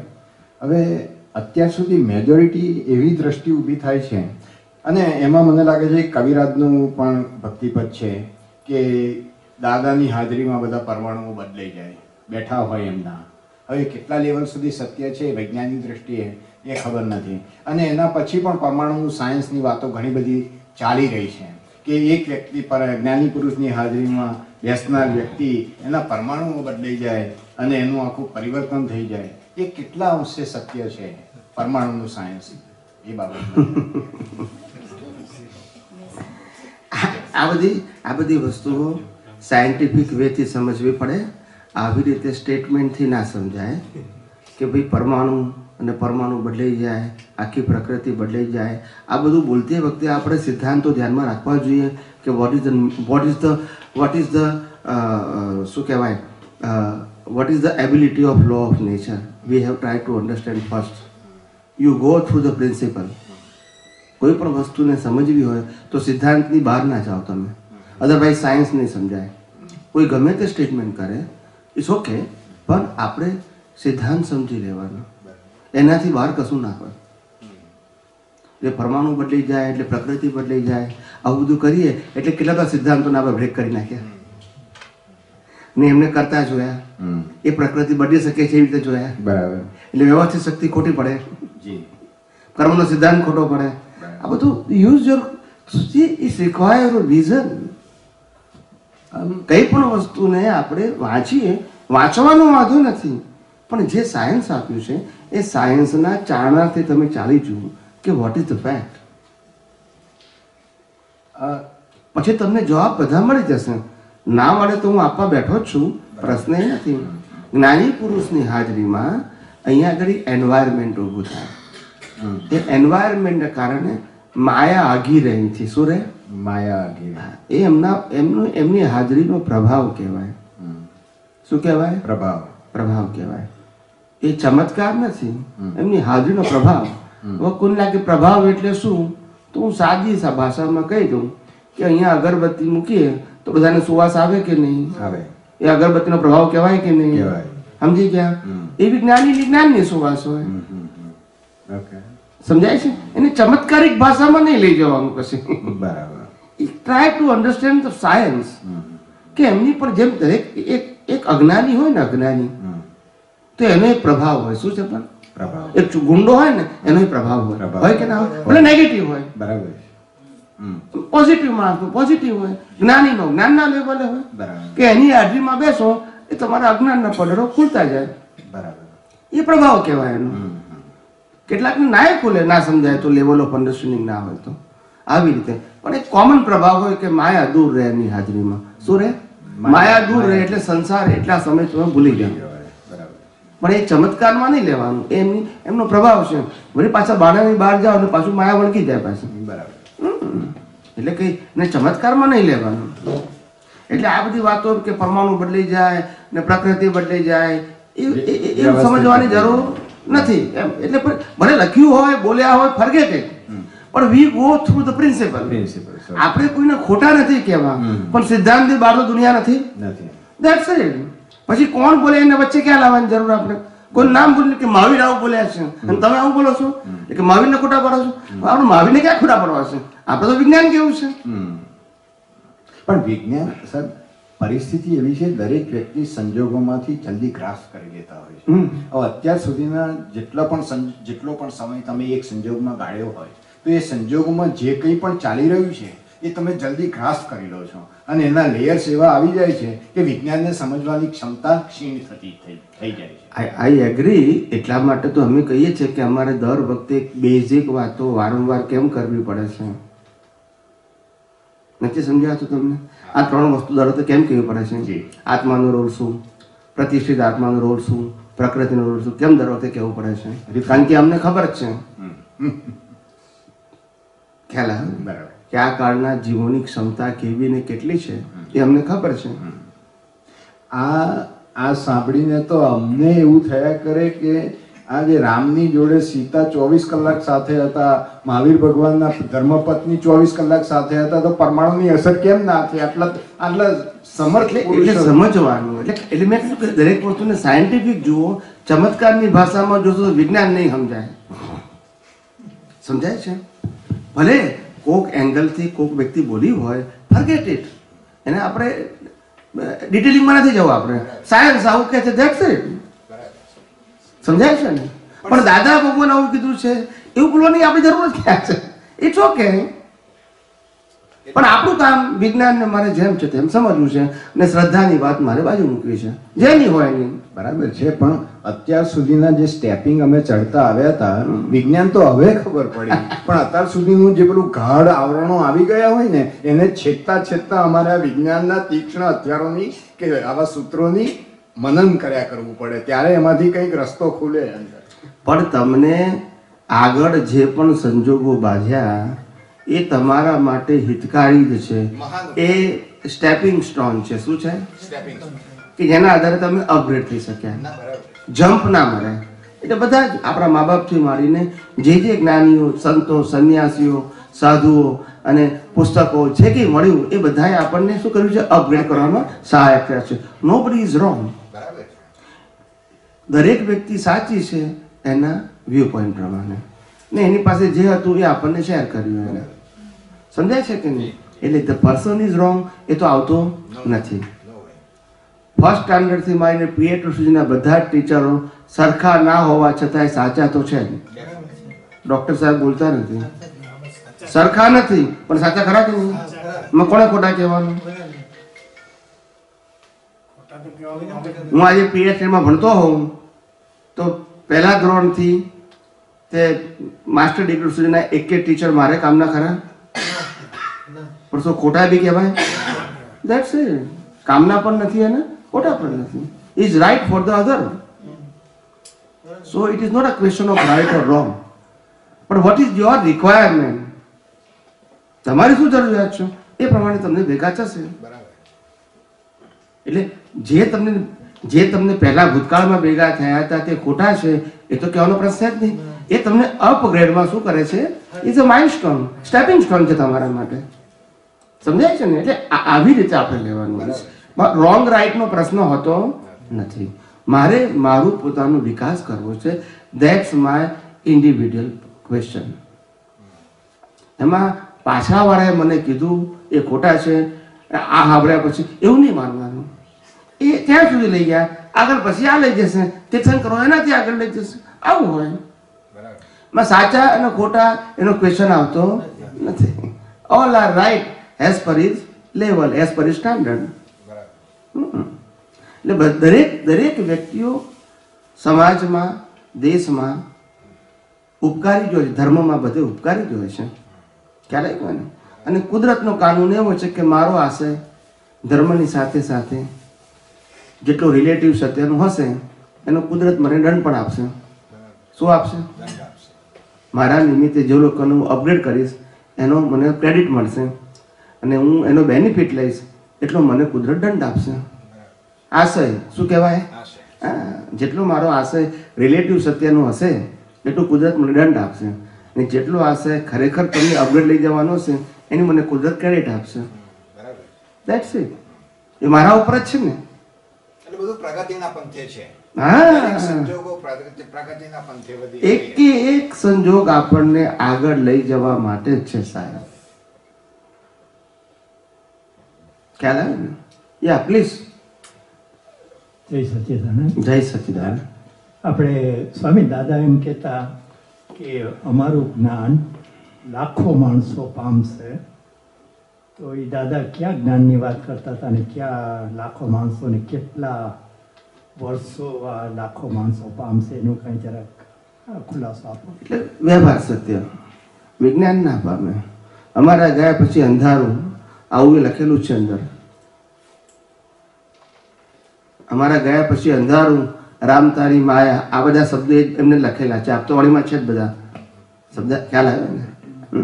ગયા પછી ગયા, કશું કામ ના કરે, એ બધું લખેલું જ છે. બધું હું જે કહું આ શબ્દો બોલું છું ને એ એમના જ વાક્યને ખાલી રિપીટ કરું છું. આમાં મારું એક વાક્ય નથી. ગયા પછી કોઈ કામ કરે નહીં. મહાવીર ગયા એટલે ગયા. શ્રીમદ રાજચંદ્ર ગયા એટલે ગયા. લાખો માણસોની વાત શું? એટલે પછી તો પરંપરા તો ચાલુ રહે કે નહીં? અત્યારે મહાવીરની પરંપરા નથી, શ્રીમદ રાજચંદ્રની પરંપરા નથી. એવું પરંપરા તો ચાલુ રહે જ ને. વિજ્ઞાન સમજનારો તો હોય જ નહીં ને. ગઈકાલે આપણે કહ્યું કે દાદા કહેતા હતા કે અમદાવાદમાં વાણિયાનો દીકરો વિકસને જ્ઞાન આપશે બધાને. અમારી ઝીણી ઝીણી વાતો તમને સમજાવશે. જ્ઞાન આપશે એટલે આપણે જ્ઞાન આપવાનો તો પ્રશ્ન છે જ નહીં, કારણ કે આપણે અજ્ઞાન આપતા જ નથી. એટલે જ્ઞાન અને અજ્ઞાનનો તો ભેદ પાડવાનો સવાલ જ નથી. પછી બધાને પેલું જ્ઞાન શબ્દ એટલે અત્યારે માઇન્ડ સેટ થઈ ગયું છે. શું થઈ ગયું છે? દાદા ભગવાનની અંદર જે લોકો જ્ઞાની પુરુષ દાદા ભગવાનને મળ્યા, પ્રત્યક્ષ અથવા પરોક્ષ, એ બધાનું માઇન્ડ સેટ થઈ ગયું છે. જ્ઞાન આપવું એટલે જ્ઞાન વિધિ, એને જ્ઞાન આપ્યું કહેવાય. સમજાય છે? એવું માઇન્ડ સેટ થઈ ગયું છે. પણ સાયન્સની અંદર માઇન્ડ સેટ વાળું કામ ના કરે એને વ્યૂ પોઈન્ટ કહેવાય. શું કહેવાય? સમજાય છે મારી વાત? વ્યૂ પોઈન્ટ કહેવાય. એટલે જ્ઞાન આપવાની રીત એ કોઈ સનાતન સત્ય ના હોય. એ સબ્જેક્ટ જ્ઞાની હોય, એ જ્ઞાનીને જે ઉત્પન્ન થાય એ એની મેથડ હોય. પછી એની પરંપરા ચાલે. શુદ્ધાત્મા અને પૂતગલને તો છૂટા પાડવા જ રહે ને. શુદ્ધાત્મા અને પૂતગલને તો છૂટા પાડવાના રહે ને ચંદુભાઈને. શુદ્ધાત્મા અને પૂતગલને છૂટા પાડવાના, એ છૂટા પાડવા માટેનું વિઝન જ આપી શકાય. જ્ઞાની પુરુષે દ્રષ્ટિ જ આપતા હતા. કૃષ્ણ ભગવાને પણ અર્જુનને દ્રષ્ટિ જ આપી હતી. છૂટા પાડવું it is not a physical process, it is a matter of vision. એનું ગુજરાતીમાં કહેવાય દ્રષ્ટિ. જ્ઞાની પુરુષ દ્રષ્ટિ જ આપે અને અમે દ્રષ્ટિ જ આપીએ છીએ. Method is doesn't matter. દ્રષ્ટિ મળ્યા વગર તો આગળ વધી જ ના શકાય. હા, એટલે આ દ્રષ્ટિ આપી જ છે ને. મહાવીર આ જ આપી હતી. મહાવીર દેશને જ આપી હતી. બીજી કોઈ રીત નથી એમને. કૃષ્ણ ભગવાનની રીત આ જ હતી કે અર્જુનને સમજાવ્યું. રાઈટ કે રોંગ? ત્યાં જ ક્રમિક અને અક્રમ જુદા પડી જાય છે. ના, એ ક્રમિક અને અક્રમ એવો ભેદ નહીં પાડવાનો. આ બધાનું મિશ્રણ છે. મેં એમને કીધેલું કે આવી રીતે તમે ભેદ ના પાડશો, ક્રમ અને અક્રમ. See, the science is a two type of science in this world. તે છતાં universal truth science is a two type. છૂટા પડી જ જાય છે. હે? ક્રમિક અને અક્રમ છૂટા પડી જ જાય છે બંને. રસ્તા જુદા છે. રામ અને કૃષ્ણ રસ્તા જુદા કે? રસ્તા જુદા પણ સાયન્સ એક. નહીં, રામ અને કૃષ્ણ રસ્તા જુદા કે? એક જુદા જુદા કેવી રીતે? એકબીજાને માનતા નથી તો ખબર નથી કે જુદા કહેવાય. એક પણ રસ્તો તો એક જ બનતા. માનતા નથી ને. કૃષ્ણ વાળા મહાવીરને માને, રામ વાળા માને, શિવ વાળા માને. રસ્તા જુદા છે પણ વિજ્ઞાન બધામાં કેવું છે? પછી તો ઇમ્પોર્ટન્ટ શાનું છે? પછી આપણે ક્રમ અને અક્રમ શું કામ કરો? ભેદ પડવાની જરૂર? બંનેમાં સાયન્સ એવું છે સેમ. તો પછી આપણે સાયન્સની વાત કરીએ છીએ. બરાબર. એટલે સેમી કોલમની માં શું કામ જવાની જરૂર આપણે? Why we create the puzzle? બરાબર. ક્રમ અને અક્રમ બંને પાઠ છે અને બંને પાઠ સાચા છે ખોટા નથી એ આપણે એક્સેપ્ટ કરીએ છીએ, પણ બંનેમાં સાયન્સ તો એક જ છે. તો આપણે સાયન્સની વાત કરીએ છીએ, પછી આપણે ભેદમાં ક્યાં જવાની જરૂર છે? એ બરાબર છે, ભેદમાં જવું નથી, પણ મનમાં એ રીતે સમજણ પડે છે, એને લીધે ખ્યાલ રહે છે, કોન્સ્ટન્ટ શુદ્ધાત્મામાં રહેવાય છે. હું તમને એ જ કહેવા માંગુ છું કે શુદ્ધાત્મામાં રહેવાય છે એ ક્રમ અને અક્રમને કારણે નથી, એ તમને પ્રાપ્ત થયેલી દ્રષ્ટિને કારણે છે. શેના કારણે છે? દ્રષ્ટિ. હા, જ્ઞાની પુરુષ જ્યારે દ્રષ્ટિ આપે છે, અત્યારે હજારો લોકો એવા છે કે જેને અમને પ્રત્યક્ષ જોયા નથી, પ્રત્યક્ષ મળ્યા નથી, ખાલી ઇન્ટરનેટ ઉપર યુટ્યુબમાં સત્સંગ સાંભળી અને એ લોકોના અનુભવ તમે વાંચો ત્યારે તમને ખ્યાલ આવે કે આ વિજ્ઞાનની દ્રષ્ટિ શું કામ કરે છે. બરાબર. ફિઝિકલી જ મને મળ્યા નથી એમ કહું છું, એનો અનુભવ તમે વાંચો તમને ખ્યાલ આવે કે આ વિજ્ઞાનનો ઉપયોગ કરીને અમને શું છૂટાપણું વર્તાય છે, શું નિર્વિકલ્પ વર્તાય છે, શું અમે ચિંતાથી મુક્ત થઈ શકીએ છીએ, અમને આ આધિ વ્યાધિ ઉપાધિમાં સમાધિ ફીલ થાય છે, આ માલિકીપણું કરતાપણું અમારું ઓછું થઈ રહ્યું છે, સમજણમાં ખ્યાલ આવે ને, આ ભીખ અને ભય ધીમે ધીમે ઘટી રહ્યા છે અંદર, આ બધું અમને ફીલ થાય છે. કોણ કહે છે? કે જેને મને પ્રત્યક્ષ મળ્યા નથી તેની વાત કરું છું. બરાબર. Because of science, not because of me. મારા કારણ નહીં, આ સાયન્સના કારણે. પણ સાયન્સને પ્રેઝન્ટ કરવામાં પણ કળા છે, અને એ કળા જે છે એ બધા પાસે નથી હોતી. એ તો સવાલ જ નથી આવતો ને. પણ તમે કળા એ જુદી વસ્તી વાત છે, એ ઇન્ડિવિડ્યુઅલ મેટર છે. બરાબર છે. પણ સાયન્સ એ મારું પોતાનું ક્રિએશન નથી, પ્રેઝન્ટેશન મારું છે, પણ science is a universal truth. I am not creator of the science. પણ સાયન્સને સમજાવવું એની વાત છે. એટલે સાયન્સને કોણ સમજાઈ શકે? જે પોતે સાયન્ટિસ્ટ છે તે. કોણ સમજાઈ શકે? ને સાયન્ટિસ્ટ એટલે એક્સપિરિયન્સ પર્સન. શું કીધું? એક્સપિરિયન્સ બસ. બસ. હવે જે વ્યક્તિને એક્સપિરિયન્સ હોય એનું પ્રેઝન્ટેશન કેવું હોય? કોપી હોય કે મૌલિક હોય? મૌલિક હોય. પછી તમે કમ્પેરિઝન કરવા જાઓ શું થાય? That's it. એટલે રામે પણ કીધું સાયન્સ જ કીધું, કૃષ્ણએ પણ સાયન્સ કીધું, મહાવીરે પણ સાયન્સ કીધું, 24 તીર્થંકરોએ સાયન્સ કીધું, શ્રીમદ રાજચંદ્રએ પણ સાયન્સ કીધું, દાદા ભગવાને સાયન્સ કીધું, અમે પણ સાયન્સ જ કહીએ છીએ. પણ બધા એકબીજાની કોપી ના કરે. Because the person Dev on experience. તો પછી એ પ્રેઝન્ટ શું કરે? અનુભવ કરે ને. કે પછી આગળ શું કહી ગયા કે એ કોને કહેવાનું? કે જેને પોતાનો અનુભવ ના હોય એને તો પછી એ જ કહેવું પડે ને. એટલે એને પરંપરા કહેવાય. શું કહેવાય? રોંગ ના કહેવાય, પણ પરંપરા કહેવાય. જેમ હું જૈન ધર્મમાં સાધુ બન્યો હોઉં કે આચાર્ય હોઉં તો મારા મહાવીરની વાત કરવી પડે, આગમની વાત કરવી પડે, because I have no experience. એ જ કહેવું પડે ને. આજે હું વૈષ્ણવ હોઉં તો મારે ગીતાની જ વાત કરવી પડે, આજે હું બ્રાહ્મણ હોઉં તો વેદાંતની જ વાત કરવી પડે, because I am a followers. I am not scientist. But when you are scientist you have to present your own experience. પણ સાયન્ટિસ્ટ નથી તો તમારે પરંપરામાં જ તમારે કહેવું પડે. You have no choice, otherwise તમે ફેલ જશો, કહેવા જશો તો. સમજાય છે? આજે અમે બધી જ વસ્તુના ખુલાસા શાંતિથી આપીએ છીએ. કેવા આપીએ છીએ? તમે મારા સત્સંગ આ પર્યુષણના સાંભળજો. બધા યુટ્યુબમાં આવી ગયા છે 12 તારીખ સુધીના. તો તડક બાકી હશે હવે. ખ્યાલ આવે? જોજો કેવા કેવા લોકો પ્રશ્ન પૂછે. તમે જોજો તો ખરા. સમજાય છે? લોકો કેવા કેવા પ્રશ્ન પૂછે છે અને જવાબ કેવો શાંતિથી હું આપું છું એ પણ તમે જુઓ. એ તમને ખ્યાલ આવે. જ્ઞાનીની દશા છે ને એ ઓળખાઈ આવે જો માણસ વિચક્ષણ હોય તો. વિચક્ષણ જોઈએ એ તરત ખબર પડી જાય.